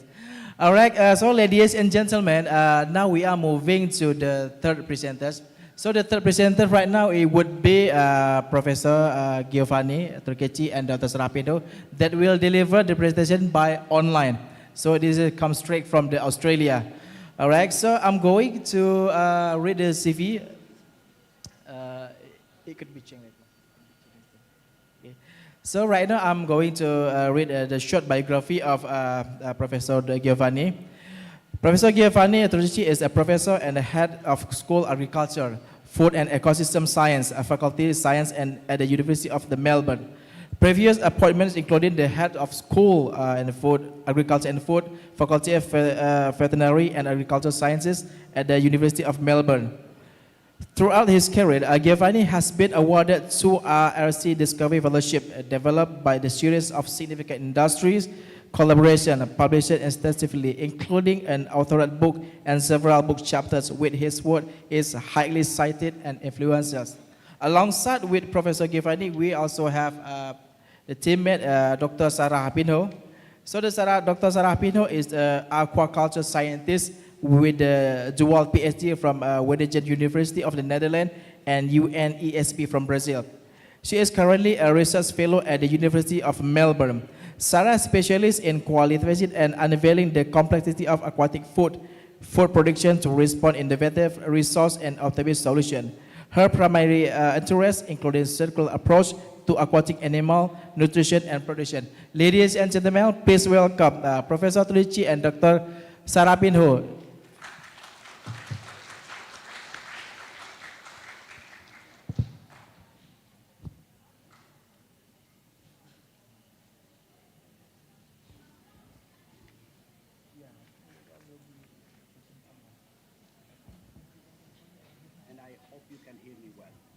Please let me know, maybe by way of communicating in the chat room, because I cannot see the Yeah, we can't see the presentation. Please, somebody have to repeat it. The presentation is coming, I see. Yeah, right now we can see clearly, Prof. Perfect. Okay, so thank you very much. It's a great pleasure to be here. Unfortunately, we cannot be there in person. That would have been very nice to join you in person in beautiful Indonesia, but we were unable to come, so we are connecting from Australia. But it's a great pleasure to contribute to this important conference. I will start by presenting the first part of this keynote speaker, and then I will ask my colleague Sarah to continue. What I'd like to do is acknowledge the Wurundjeri people, who are the traditional custodian of the land where I live and work. And this is very important for me to pay my respect to past, present, and emerging indigenous people here in Australia. And I take the opportunity to pay my respect to all indigenous people around the world, and if there is any connected with. I've been asked to talk about sustainability, aquaculture, and this is a beautiful picture representing of some of the kind of aquaculture we do. Aquaculture, we all passionate about aquaculture, we all work in aquaculture, and we all love aquaculture. But there are some significant challenges coming. And in particular, there are four, what I call it the 4C. The 4C that stands for climate, COVID, competition, and conflict. So let's start with climate change. This is one of the major impacts happening at the moment in aquaculture. As you know, climate is changing, and as a direct effect on aquaculture, including, for example, water temperature, ocean acidification, and that drive an increase in disease and parasite, or movement of disease and parasite coming from different parts, decrease oxygen, extreme weather event that can actually damage the infrastructure, shift in species distribution. There could be loss of coastal habitat, for example, destruction of mangrove or seagrasses, salinity changes. We know many aquaculture that happens in estuary are impacted by salinity that come up in the river system, changing plankton availability, increase operational costs for adoption. These are all direct impacts. But we also need to remember there are a lot of indirect impacts, because climate change also impacts agriculture. And for example, the provision of raw material. Climate change impact on energy sector and how energy is produced. And then we have new policy. And for example, limitation of carbon emission because of climate change. And that will impact the availability of energy or the cost of energy. Next important is happening around the world at the moment is, unfortunately, conflict. And with conflict comes major disruption in the world, including supply chain, but also, for example, raw material for aquafeeds. Some of the current conflict has resulted in major disruption in the provision of some of the grains, which are fundamental to produce the bulk of aquafeed in some part of the world. The conflicts are responsible for price volatility. And this price volatility affects, of course, how we can perform aquaculture. There's effect on trade barriers, sanctions, impacts on labor, fishing fleets, and so on. The impact keep going. And then the next big one is COVID. Of course, COVID is finished now, but COVID, and thank God it's finished, gave us a clear idea of the fragility of our supply chain. The fragility of the supply chain show us that we are very vulnerable.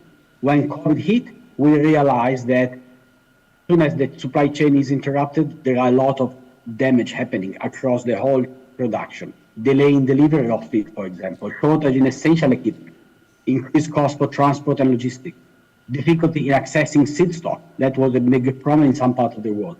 Interrupted processing and packaging, another big problem. That end up in spoilage of product because we were unable to deliver that to the market. And we have markets which were At least here in Australia, we have the shelf completely. So we now realize the importance of supply chain as part of the production, as not a separate things from what we do in aquaculture. And then the last thing is competition.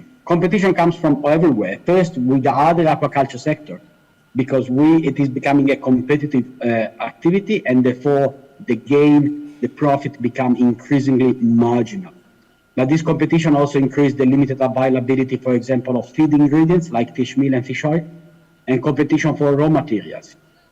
Also with other industry. You might be surprised by the big competitor for aquaculture actually is the pet food industry. The pet food industry is growing and a higher purchasing power than aquaculture. And they use fish meal, they use fish oil, they use the same raw material that we want to use for aquafeed. And when it comes to fish oil, a big competitor is actually human consumption directly, because there is an increased use of fish oil as fish oil chemical. This competition is increasing the pressure to produce, but also increase the pressure of becoming more sustainable.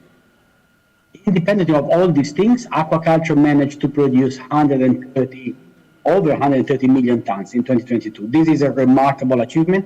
Aquaculture, as you know, has been growing and keep growing very well, despite all these challenges. But we need to adapt, we need to change, and we need to improve all the time, because aquaculture is fundamental to guarantee food security.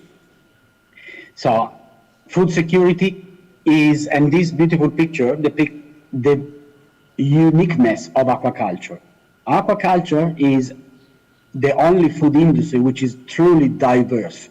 We produce a lot of different food items, not just different fish species, but also different taxa, this different family. We cultivate mollusks, crustaceans, seaweed, finfish, freshwater, marine, tropical, temperate. The variety and diversity of the production is massive, and the different contribution for food security is again very important. But when it comes to the production, this diversity actually is very important. We often need to remember that when we say aquaculture, we mean a lot of different things. It's not a single industry. If you think about chicken production, it's fundamentally the same wherever you are in the world. In Indonesia, in Australia, in China, in US, in Europe, is very similar. Chicken production is all the same. Aquaculture is very different. And we can go from low-tech production, which can produce very affordable seafood. And for example, two examples there, we can see two beautiful specimens, one tilapia and one carp, to high-tech production, typically producing highly priced products like salmon, for example. This is all aquaculture, and it's useful to address different needs of the food security market. The needs are different, in fact. If you go to the next one, why we eat seafood? In developed country, we really want and need to eat more seafood because of the content in seafood. Because our diet is non-balanced, and we need to eat more omega-3, and we need to improve the omega-3 to omega-6 ratio, and we need to reduce the consumption of unhealthy food. In poor country and developing country, eating seafood is fundamental for the protein content and some micronutrients, for example, vitamin A, because these are the fundamental requirement, nutritional requirement. On that reason, I recently wrote an editorial paper together with Albert Akon about the importance of aquaculture and the untapped potential of aquaculture to start looking at producing not kilogram of fish, but thinking about the nutrients we produce. We need to think about, we produce protein, we produce micronutrients, we produce vitamins, and these are important for our consumer. Next, I'd just like to move on the important aspects of local consideration. I've done a general assessment of the global situation, but as I say, things are very different. And this is a little bit about Australia. The major production in Australia when it comes to aquaculture is salmon, the salmonid fish. Then we have some production of prawns. But then, and if you go to the next one, thank you, Sarah. These are very localized. For example, salmon is all produced down there in that tiny little island which is called Tasmania. In Victoria and in Tasmania, we produce abalone. The prawn are up north. Some of this production is done inland, some is done in the water, some is done near shore, some is done off-shore. So they are very different reality. And therefore, the global problems, when it comes to sustainability, need to be addressed at a specific localized level. And for that reason, I wrote another editorial where I clearly spell out the fact that when we talk about aquaculture sustainability, and we are dealing with these global challenges, we need to look at the local action because things are different from one place to another, from one farm to another. At this point, I will pass the microphone to my colleague Sarah, who will start talking about sustainability and what is sustainability. Well, thanks, Gio. Okay, about this question, what is sustainable? There are many definitions for sustainability, and one of the definitions that I like more is that sustainability, it's all about meeting what our generation needs, but without compromising what the next generation will need for their own needs. That means that we need to balance environmental, social, and economic dimensions of a production system, for example, in a way that we will make sure that the industry keep running over time. But then the second question that we put here in this slide is not that easy to answer that. How and to what extent is our aquaculture system or practice sustainable? Because there is no straightforward answer, because as Gio mentioned, aquaculture is complex. And to answer this question, we need to measure, we need to quantify. And that's why I put this quote here that I really like this quote that says, if you can measure it, you can improve it. That means that if we put in the context of aquaculture sustainability, it indicates that if we can measure the impact, how much what we are doing is impact the environment, we'll not be able to really make a real improvement of it. And this picture here, it's a typical representation of the three pillars of aquaculture. So social, environmental, and economic, they are all connected. But I actually like this other representation that puts the environment as a foundation of sustainability, because it supports everything else. If we don't have a healthy environment, society cannot function well. So if we do not have a nature, we will not be able to be here. And if we are not here, there is no reason to have an economic system. And even though we often look at and we should consider all the three dimensions of sustainability, we have to remember that the environment comes first. And with that in mind, in the next slides and what I'm going to show you about sustainability, will be more towards the environmental sustainability, and specifically I will present some methods that have been used to assess the environmental sustainability of aquaculture. So there are many methods to quantify, to measure what is sustainable or not. And here I put the 3+1 method that has been used in aquaculture, so life cycle assessment, also called it LCA, that's used to evaluate the environmental impact across the product life cycle. Then the ecological footprint that measures the resource use. So for example, water footprint, carbon footprint, nitrogen footprint. Then the energy synthesis that assess the efficiency of a process or a system by quantifying the energy flows and also the quality of this energy that is put into the system. And the +1, the last one on this list, is the multi-criteria decision analysis that actually combines different type of methods. Can either combine economic and environmental assessment methods, but also different environmental assessment methods. For example, here in this picture, there is the Emergy and LCA used, the representation of using both methods to assess the sustainability of a production system. And these two methods, the energy synthesis and the LCA, are the ones that we have been using more at our group. But at the end, the selection of the method depends on which question you want to address. And for example, the energy synthesis, we use that, we calculate the indicators for energy synthesis when we want to look at the donor side approach. We want to use this approach to analyze the system. What does that mean? Is that we want to quantify how much nature it's providing to us, how much we need from nature to produce a product in aquaculture. And now LCA, it's complementary, but also there are some similarities and differences between them. And the difference between LCA and energy is that in LCA, we go more towards a receiver side approach. That means that we impacting nature.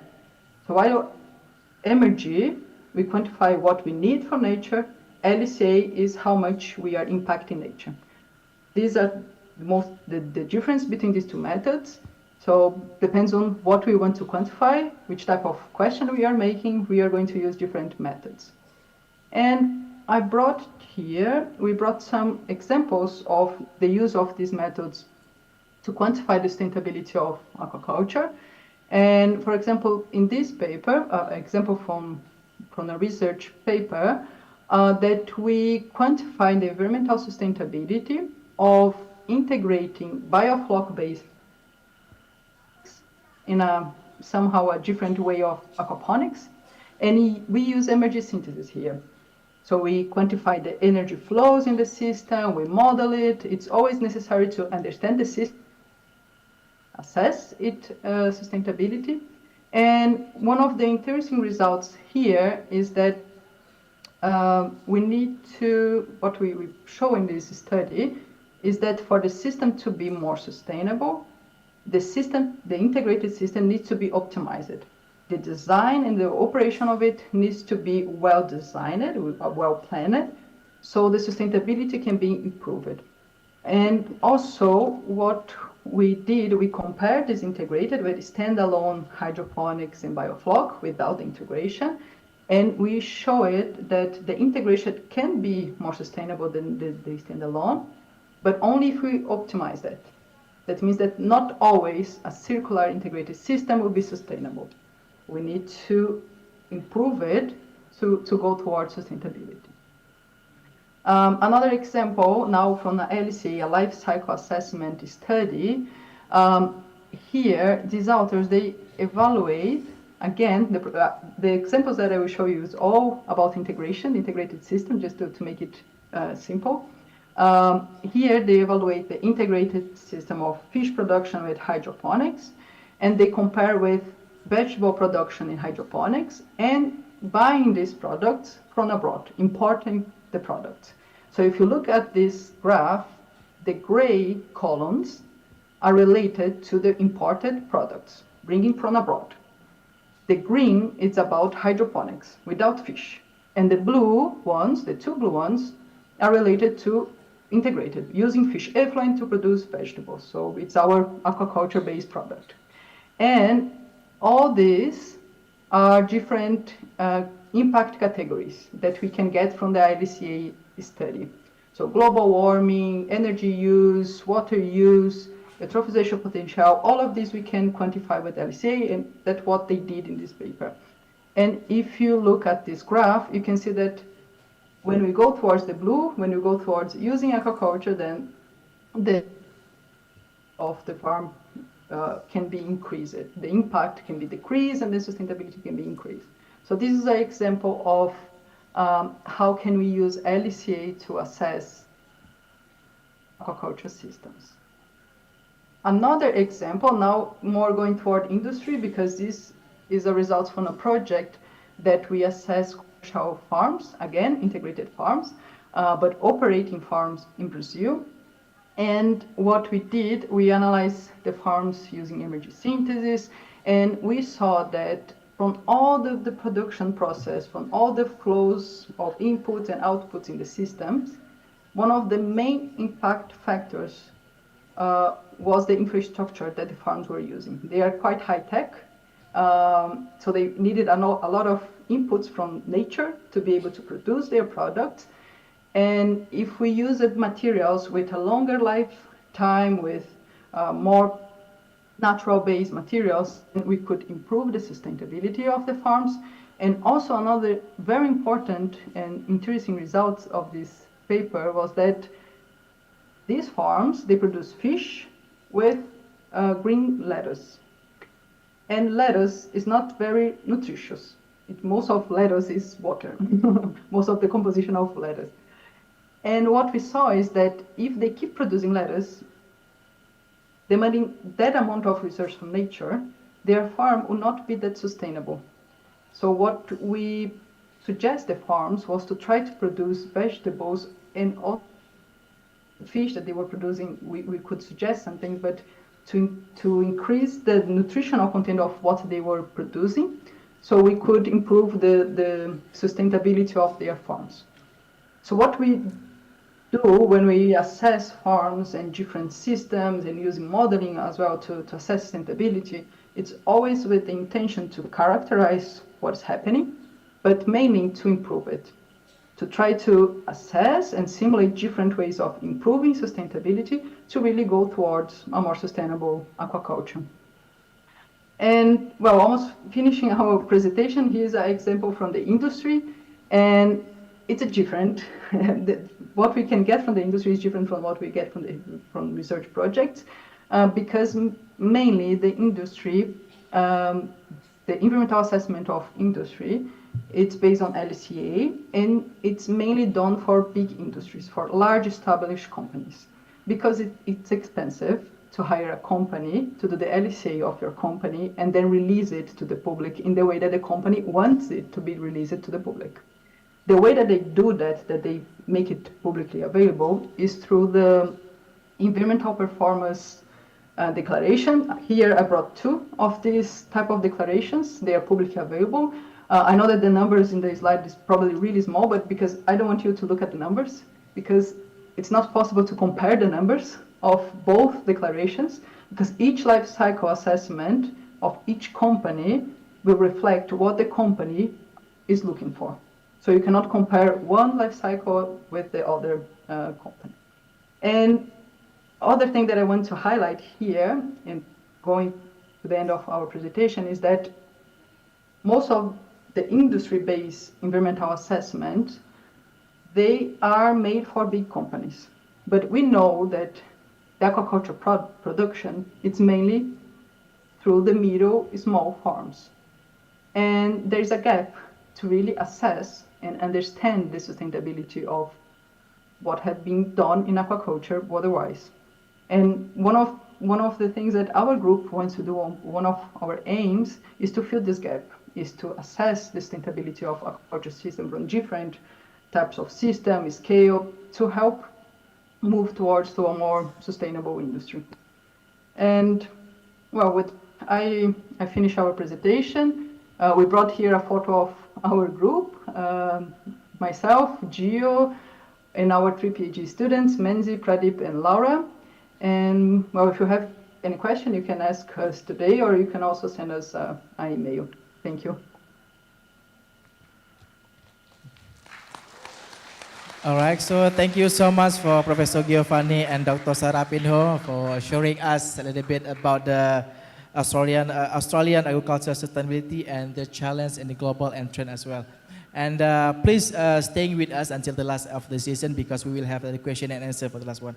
And now finally we are moved to our last presenters. It should be Professor Yutaka Takechi. Okay. Professor Yutaka Takechi is the full professor at the Faculty of Biological Science, Technology, University of Kanazawa University. And then his academic specialty is basically molecular and cellular biology, reproductive biology, engineering, development biology, aquaculture, seed production, fish transgenesis, germ cell and transplantation technique. And also right now he has also ongoing research projects, mostly assessment on the biodegradability of biomass plastic in the marine environment and their use in aquaculture and fisheries. Ladies and gentlemen, please welcome Professor Yutaka Takechi. Thank you. Thank you, Haris. First of all, I'd like to thank to the organizing committee. And also I'm very excited to talk to meet with young people like green jackets, the students, right? Let's talk later together. Okay. So my title of this talk today is application of surrogate broodstock technology for the accelerating fish breeding and the preservation of genetic resources. So let me, oops, sorry. Okay. So this is my background. After I got PhD in Tokyo University of Fisheries, I started work in Tokyo University of Marine Science Technology, and after that moved to Kagoshima University, and now I'm in Kanazawa. And you know that these two, Tamsat and Kagoshima, is very famous aquaculture fisheries universities. Maybe if you go there, if you have friends in there, that could be my friends too. Okay. So next. So today, next. Okay. I first like to explain what is the surrogate broodstock technology. Okay. If you think about human, like couples, the women have some problem, have pregnancy, they will make baby, transfer embryos, their embryos to another female, and this lady is called the surrogate mother. Have you ever heard the surrogate technology? Could you please hands up if you know the surrogate? You don't know? It's not very familiar in here? Okay. Oh, this one. But this is kind of assisted reproductive technology, right? Okay. We like to do similar technique in fish.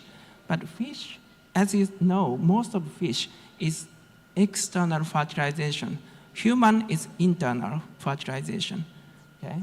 So for the animal will do external fertilization, we need large number of eggs and needed for seed production.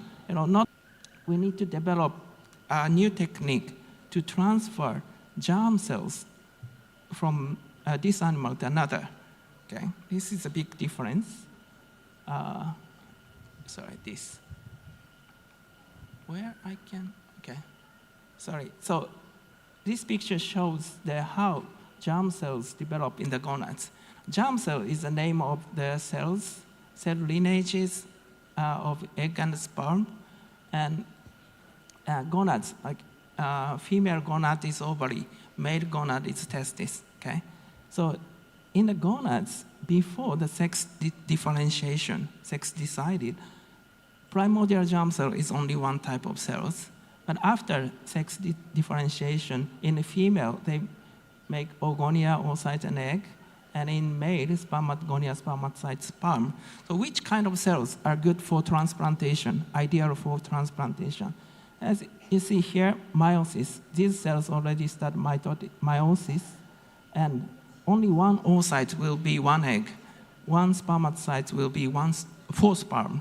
So this is not ideal cell for transplantation. We focus on primordial germ cells, oogonia, spermatogonia, because they are mitotic cells, and they have self-renew potency. They can copy themselves, and they have very high propagation potency. Okay, so I still don't know where. Okay. So we choose donor fish, in this case bluefin tuna, and take the gonad from the fish and prepare these kind of cells, PZC, oogonia, spermatogonia, then transplant to another fish, in this case mackerel, and we expect to have this mackerel produce egg or sperm of donor species, tuna. Okay, so in next generation, we will get donor-derived tuna offspring from surrogate mackerel.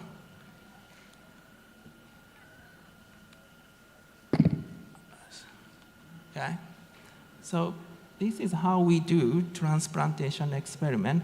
We first isolated germ cells, in this case spermatogonia, and labeled with dye. red dye PKH26, and then those cells are picked up by a pipette, micropipette, grass pipette, and as you see here, you see many red cells. Red cells are spermatogonia, and then transplant into another fish. And we use larvae. I will explain why we use larvae, but transplant into the body cavity of the larvae. You see here after transplantation.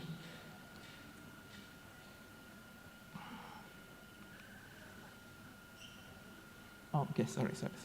So we want to transplant these cells into the gonads of recipient, but at this stage, the gonad is very small. We cannot access transplant directly into the gonads. So I transplant these cells into the body cavity. Where I can, okay. So here it shows, okay, transplant, prepare donor cells from big fish tuna and transplant into the small mackerel. And after that,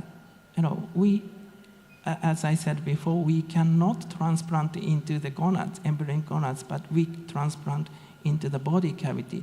And these cells, very unique, they show the pod like this. Extend the pod and walk to their target.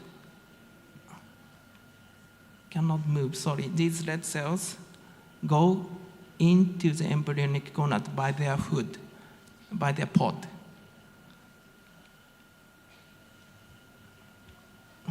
Cannot move.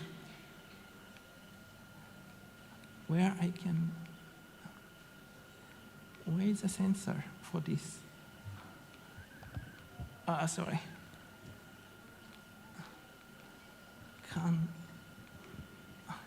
Is it work? Cannot move. One more. Come on. Oh, this is how I transplant. Okay. Can move. Oh, this is the short movie. Anyone can move this? Who is control computer? I don't know. I cannot. I like to show you a movie, but let's go to next page.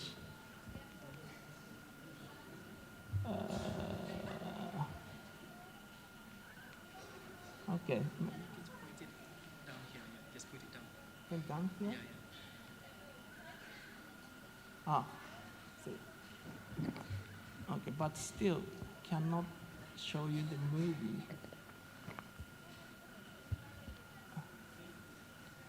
Anyway, so this movie I cannot show you now, but these are cells prepared from donor fish, and this is micropipette.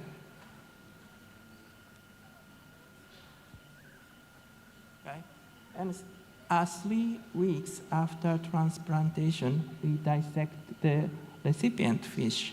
If you open up the body cavity and dissect removed gut, intestine or stomach, you will see red cells around the gonads.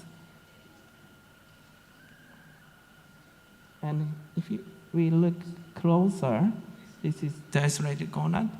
You see the red cells, this come from donor. So this picture shows donor germ cells colonized in the recipient gonads. Okay, so they move like this. You see, the cells move like this. And okay, so after colonize, the cells, donor cells, will develop into egg or sperm as our recipient sex. If recipient is female, the cells will be eggs because this is ovary, and if recipient is male, they will be sperm. Okay, so this I will explain why we use larvae for recipient, because if we transplant into the body cavity of hatched larvae, this is the reason we can do transplantation between different species.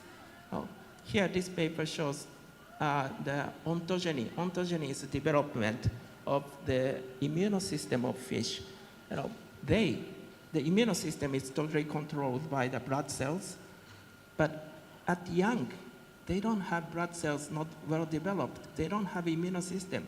So we do transplantation before they establish their own immune system.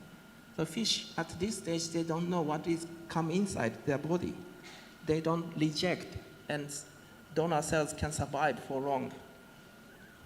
Okay. So this picture shows the many examples we already done to establish transplantation in yellowtail, mackerel, little tuna, mackerel, pufferfish, Japanese flounder. Not only marine fish, we established same technique in sturgeon, tilapia, zebrafish, medaka, and some other researchers published the transplantation in carp and beetling. Okay, so, but this one is the first paper we report, rainbow trout. At that time, I studied rainbow trout, and rainbow trout sperm were rainbow trout cells are transplanted in the Oncorhynchus muscle salmon we call in Japan. And this fish this is rainbow trout, but his father is salmon. Okay? So this paper shows a fish produced, this means surrogate fish, produced functional gametes of another species. It's the first case in any animal. And we call this technique as our surrogate broodstock technology. So in aquaculture target species, what we can do with this, and my colleague established the yellowtail donor produced by host mackerel recipient. And this guy used pufferfish, tiger puffer cells, transplant in grass puffer, and then produce the eggs and sperm. Okay, so he's my PhD supervisor, Goro Yoshizaki, in Tokyo University Marine Science Technology. After I left his lab, the students still continue this project, and now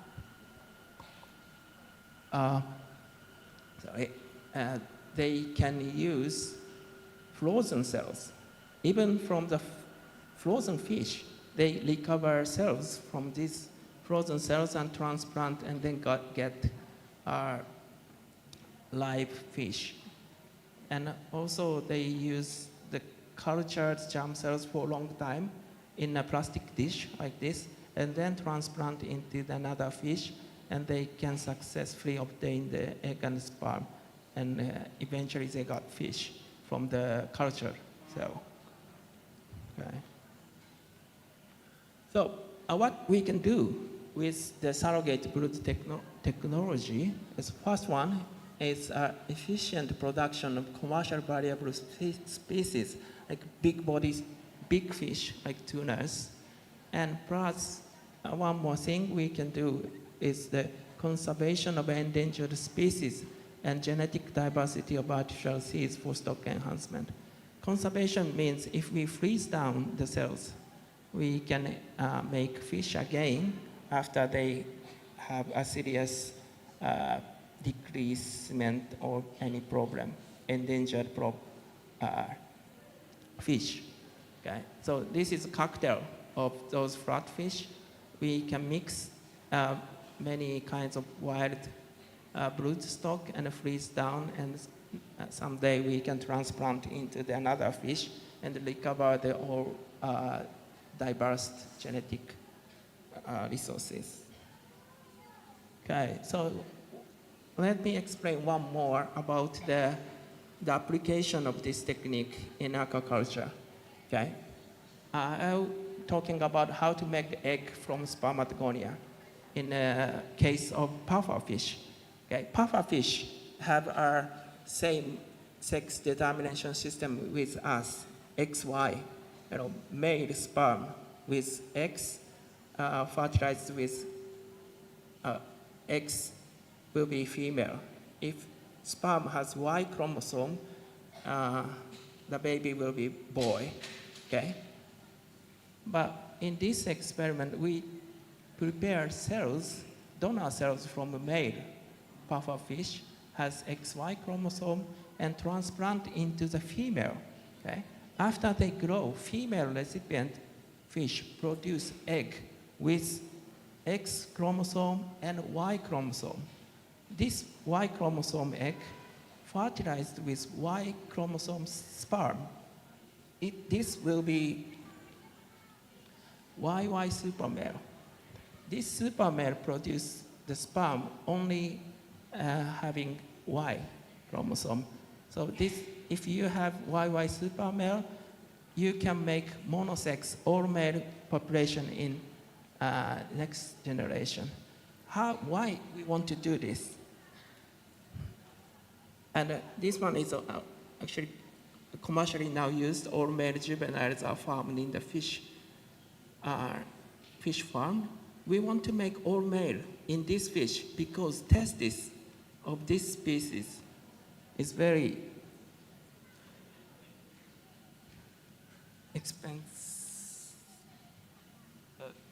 expensive and popular in Japan. Okay. You know, here is the price of the pufferfish meat. Is 3 times, testis is 3 times higher than meat. So for some reason, Japanese people like to eat pufferfish testis like this. So fishermen want to make all male population for their fish farm. So this is why we use this technique. Okay. At the end of this talk, I like to explain a little bit more about the bottleneck. What is the problem? Still have problem. Okay. First, we do transplantation, but if recipient fish, if they are fertile, they will produce their own egg, yellow one, own egg, and the egg sperm will be mixture of donor and the recipient. That makes us very complicated. So, for this problem to figure out, we make sterile. You know, the sterile fish can be made by triploids, hybrid, genome editing, and drugs. And if we can successfully prepare sterile recipient, we can get only sperm and eggs from donor fish or lead. That will be very useful for commercial. And second bottleneck is a combination of donor and the recipient.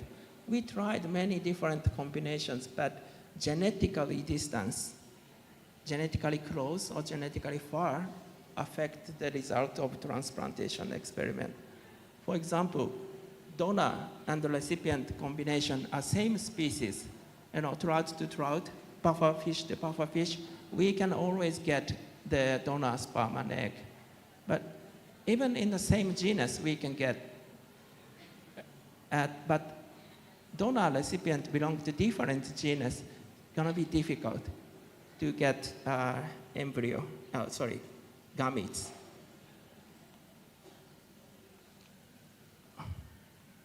Okay, so one of the idea we are trying to overcome these problems, we make a hybrid, sterile hybrid. As you know, like a hybrid of horse and donkey's mule, they can survive very well, but they cannot make their own baby because sterile. Okay, so to make a sterile hybrid marine fish, in our lab, I collected many different kind of croakers live in Japan, and one of the hybrid with a blue drum and white croaker they can grow, they can survive, but their gonad is like this, very small. Okay, and plus this is a histological picture of the hybrid fish. As you see here, there are many spaces empty. Normal testes look like this, and you can see sperm of spermagonia, but here in the hybrid fish, the tubule lobules are empty. So this fish is very unique. They have no germ cells. When I see this could be very useful for are recipient fish. And I asked fishermen to catch the giant croaker and transplant these germ cells, spermatogonia transplant into the hybrid, and we see what happens. Okay. So 6 months later, transplantation, 2 recipients out of 19, 11% recipient produced sperm, and this sperm was originate from donor giant croaker. This is the picture of testis. You know, the testis is growing only the colonized part of the recipient. Okay, so functional giant croaker sperm was produced in sterile recipient gonads. Okay, so this if we use the sterile hybrid fish, we can overcome one of the bottleneck, which is the donor gametes are not produced different genus, but sterile hybrid can be our clue. So the last slide. We recently published, it takes 20 years to reach this stage. It says, bluefin tuna sperm production is hosted by surrogacy in small Eucynus. Eucynus is our eastern little tuna, and hosted means accelerate. You know, this small tuna, this is actually hybrid of Brazil and Japan tuna, and this tuna produced sperm of bluefin tuna in 8 months. 8 months, that's why people use accelerate. Usually, tuna take 2 to 5 years to maturity, but if you use surrogate broodstock technology, you can get sperm in less than a year, so accelerate. Okay, so I will skip. So today I introduced you to the surrogate broodstock technology with our larval recipient, and we can successfully get donor-derived gametes from the recipient. I don't have time to share this data today, but we can also transplant these cells to adults. You know, adult is already to get mature, and we will get donor-derived egg and sperm in a very short time, like 7 weeks.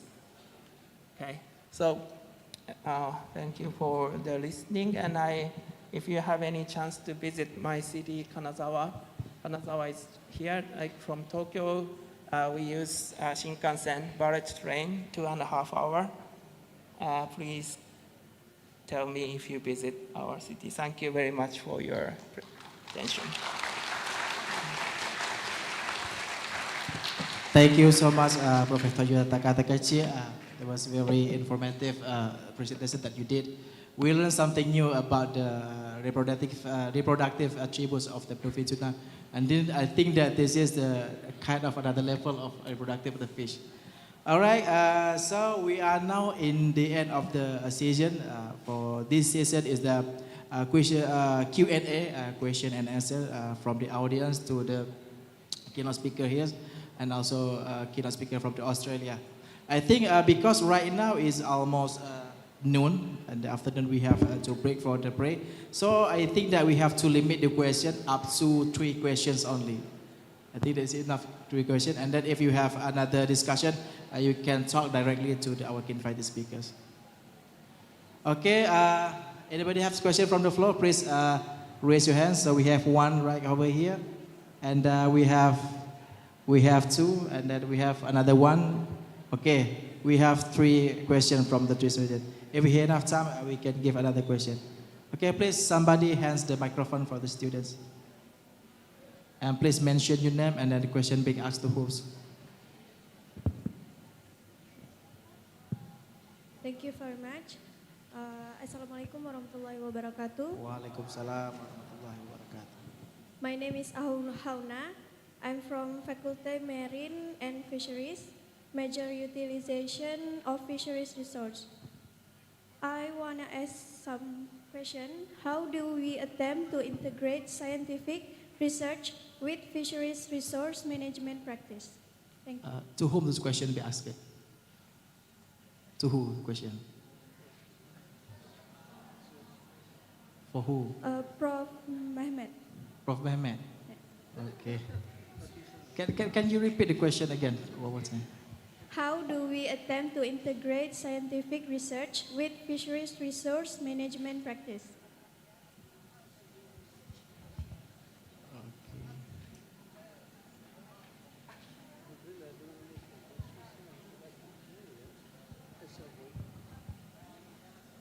Yeah, to Prof. Mehmet, right?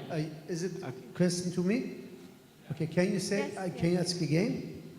How do we attempt to integrate scientific research with fisheries resource management practice?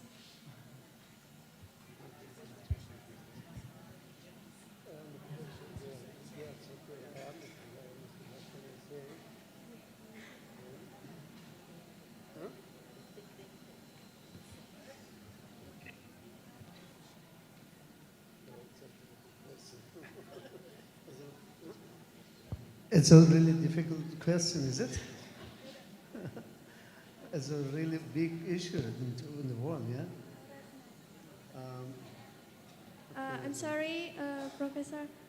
From Prof. Norasnawati. Me? Yes, yes. To answer that question? Yes. Okay, well, I'm not doing under any fisheries research. What I'm doing from the beginning of my research work at UMT, or even before UMT, is actually working on the marine resources. If you think that integrated of that particular resources to whatever of research that you want to do, is actually first and foremost, you have to understand what you want to do. What are you trying to solve? Why you want to solve the problem? Why you want to do that? There's few questions before you start your research. One, what is the problem with the current research trend? Okay. Second, how you want to do about it. So you identify the problem, then you have to find the solution. The third one, of course, you need the funding. No fund, no money, no talk. You cannot do anything without the money. Okay, the fourth one, but I believe not only the student, but the young lecturers as well. You have to have the courage. If you have the courage, because you know, when you do research, you have to be very strong in terms of the spirit, because you need to apply for a grant, a proposal. A good proposal, definitely we hit and get a very good grant. Not to tell that I have a very good proposal, then I get 1 million ringgit Malaysia for a grant for my the one that I presented to you. But that is the example that we can hit the grant of 1 million because we actually answering that 4 questions. We are trying to solve the problem of others. So kalau kita in Malay, if kita short sendiri saja duduk dalam lab, no go. You cannot get the money. You cannot get the grants. Is that answer your question then?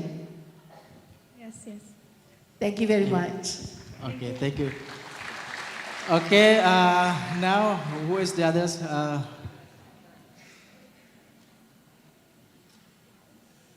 Okay, please.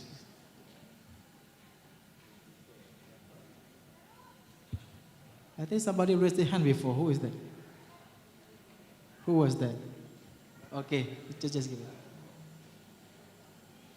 Thank you for the chance. Assalamualaikum warahmatullahi wabarakatuh. My name is Badatun Nafis, Magister Student of Biology, Faculty of Mathematics and Natural Science, Universitas Syah Kuala. Well, I took one interesting thing from Mr. Mehmet's presentation, who said that climate change has an impact on behavioral change in Turkish natural drought. So, if this case has been studied, so what kind of behavioral change that was observed? Thank you. Assalamualaikum warahmatullahi wabarakatuh.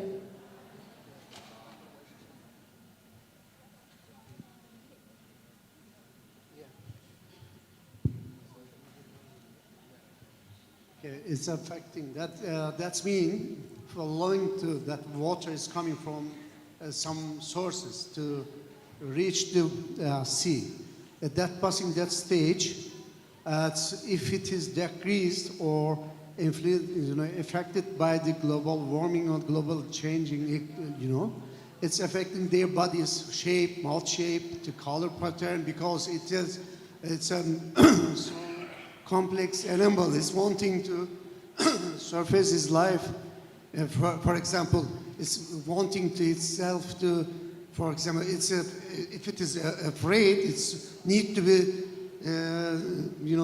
go down and under some stone and rocky place, or its body pattern is arranged all living area, which I showed the pictures on in there.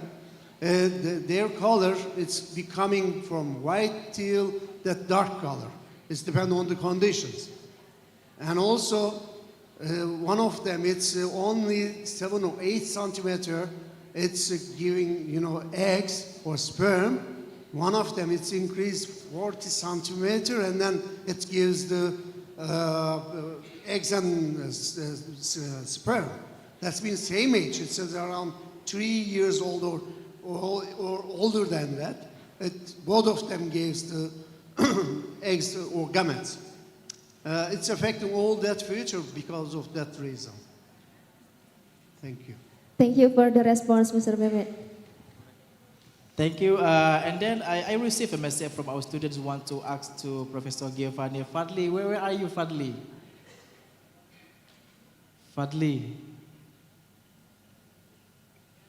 Is this the question for me? Yeah.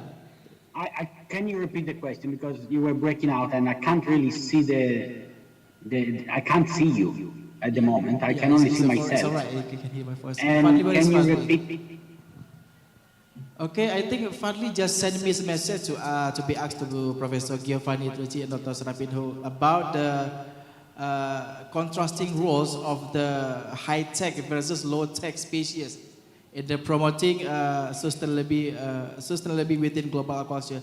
So the question is that what are the contrasting roles of high-tech versus low-tech species in promoting sustainability within global aquaculture in Australia? I think between high-tech and low-tech species. Can you explain this about this? Thank you. I can try to answer the question, but maybe Sarah can help me also. But I guess the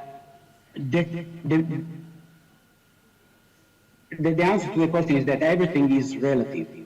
So you could have a high-tech aquaculture system that is extremely sustainable in one specific environment and is no longer sustainable if it's done in another environment, in another location.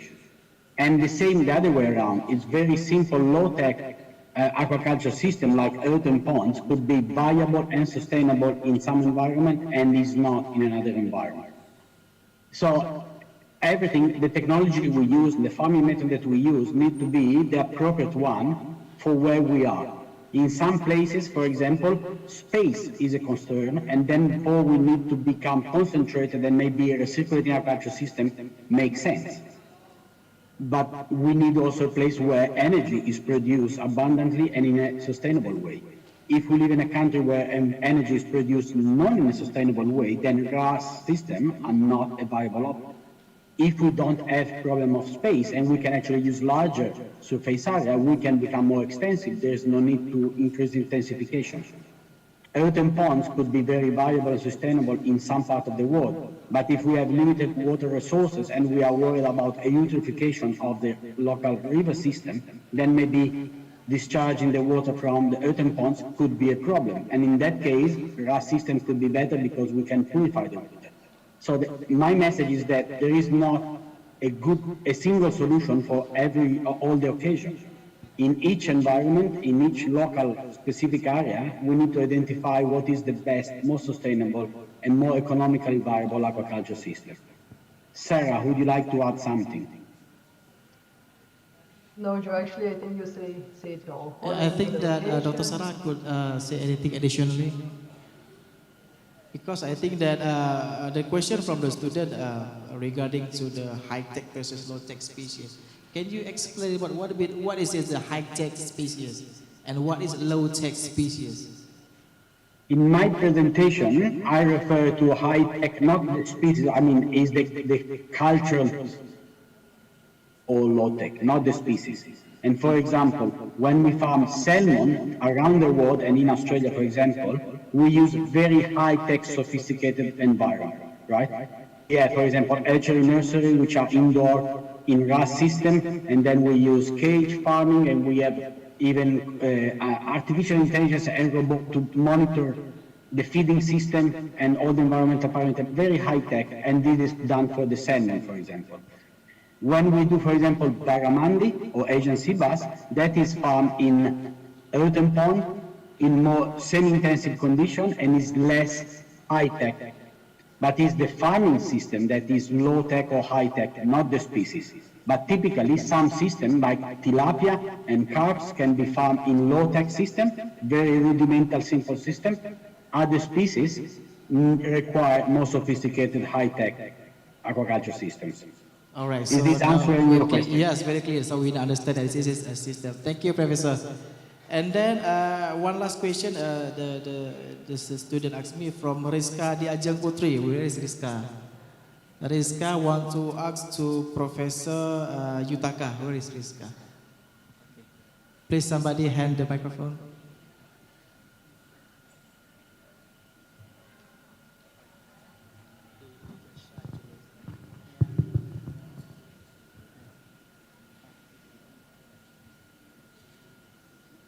Baik, Assalamualaikum warahmatullahi wabarakatuh. Waalaikumsalam. Good morning to all professor. My name is Rizka Diajeng Putri from the program study of Fisheries Resource Utilization. I want to ask this question to Prof. Yutaka Takeshi. Okay. What are the potential advantages of using recipient fish with shorter generation times to breed species with longer generation times in aquaculture? Thank you. All right, so I think that I can understand the question. The question is something like, why you use the shorter generation time of fish rather than the longer one? What is the specialization of that? Okay. So why we want to use short generation time? Also, we want to use small size recipient. Okay, because in the case of bluefin tuna, we have to wait like 3 or 5 years until they get mature, and they keep growing. 3 years, maybe 100 kg. 5 years, maybe 300 kg. It's really difficult to have them in a captivity or in a fish cage. Okay? And it costs a lot. The market size of the bluefin tuna is about 20 to 40 kg. But we have to keep them. If we want to get egg from bluefin tuna, fishermen have to keep them for a long time. It costs a lot. So that is why we want to use small fish as our surrogate recipient. And another objective is if body size is small, surrogate small brood stock, we can keep it in a land-based tank. We can control temperature, we can administrate hormones, spawning, induction. It's going to be much easier. So that's why we want to use small and short generation. Short generation also support us to accelerate breeding, repeat breeding, selective breeding. That's the answer for your question. Okay. Yeah, I think they understand. Okay, I think that's it because okay, so maybe Professor Musi has a question. Please, somebody hand the microphone. Thank you so much, Mr. Haris. Yeah, I think very interesting presentation from all of presenters. But my question go to Prof. Yutaka. There is two questions. The first question is about the surrogate of broodstock. Is it possible or not, yeah, to surrogate the broodstock from marine water to fresh water? First question. And the second question is about the puffer fish. As we know that the puffer fish is one of the poison fish. So the question is, which part of the fish which containing the poison, and how to prepare? Because as we know that the Japanese eat the puffer fish, very popular, and how to prepare this fish to be safe to consumption. Okay, Thank you. I understand. Okay. So the first question, if we can do marine fish and to freshwater, or freshwater to marine fish, like environment, maybe if they are, even if they live in the marine, freshwater, they belong to the same genus or same family, same genus, we could transplant. But the problem is our survival of babies, or the survival of sperm or egg. Maybe we usually choose marine fish for marine fish donor, but we never try. But it could be possible. But we need to pay more attention after we get egg or sperm from the surrogate. If we use different marine freshwater. And second question is how we eat testes. Okay. In the case of today, I show you a tiger puffer. Tiger puffer is the biggest one, grow fast, and people want to farm aquaculture this species. And in the case of tiger puffer, testes have no toxic, no TTX, tetrodotoxin. We can eat, but ovary they accumulate toxin in their egg. So ovary cannot eat. So in case of tiger puffer, we can eat skin, muscle, testes, but not ovary. Different species, different puffers, they toxins everywhere. Some case, or only meat we can eat. Skin toxic, testis, ovary toxic, but we can eat meat. It depends on species. Many researchers doing that. But very unique case. Tiger puffer ovary, very toxic, but fermented for 3 or 5 years. We don't know reason, but the toxin goes somewhere. We can eat. You should try if you come to Japan. Yeah, I think that is clearly answered the question. All right, so because of our time is limited, there will be no more questions. And once again, I would like to say thank you so much for Professor Mehmet, Professor Nurasnawati, Professor Yutaka, and then Professor Giovanni and Dr. Sarapino for joining us into this conference. So this is the end of the session for all of us, and then I would like to give it back to the session. But before that, I would like to say thank you so much for all your attention. Maybe we can see in the future and we can see this conference happen again in the next years. My name is Haris Iqbal, and I would like thank you so much. Assalamualaikum warahmatullahi wabarakatuh.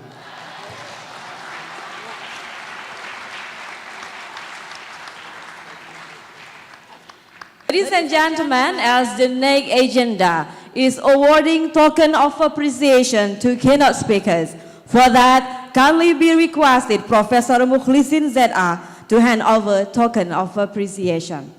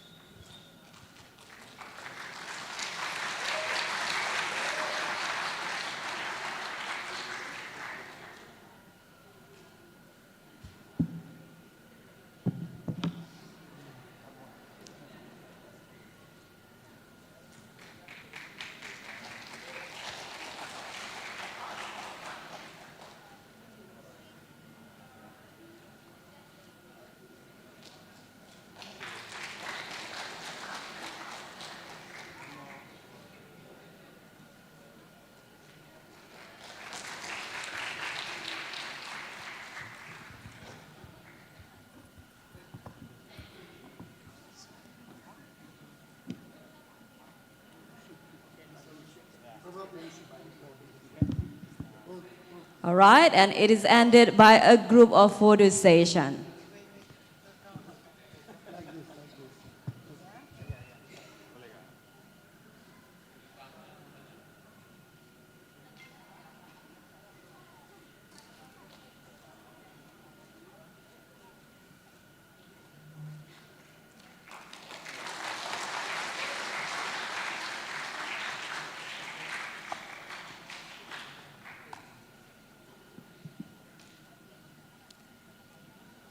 Thank you very much, and you may take your seat now.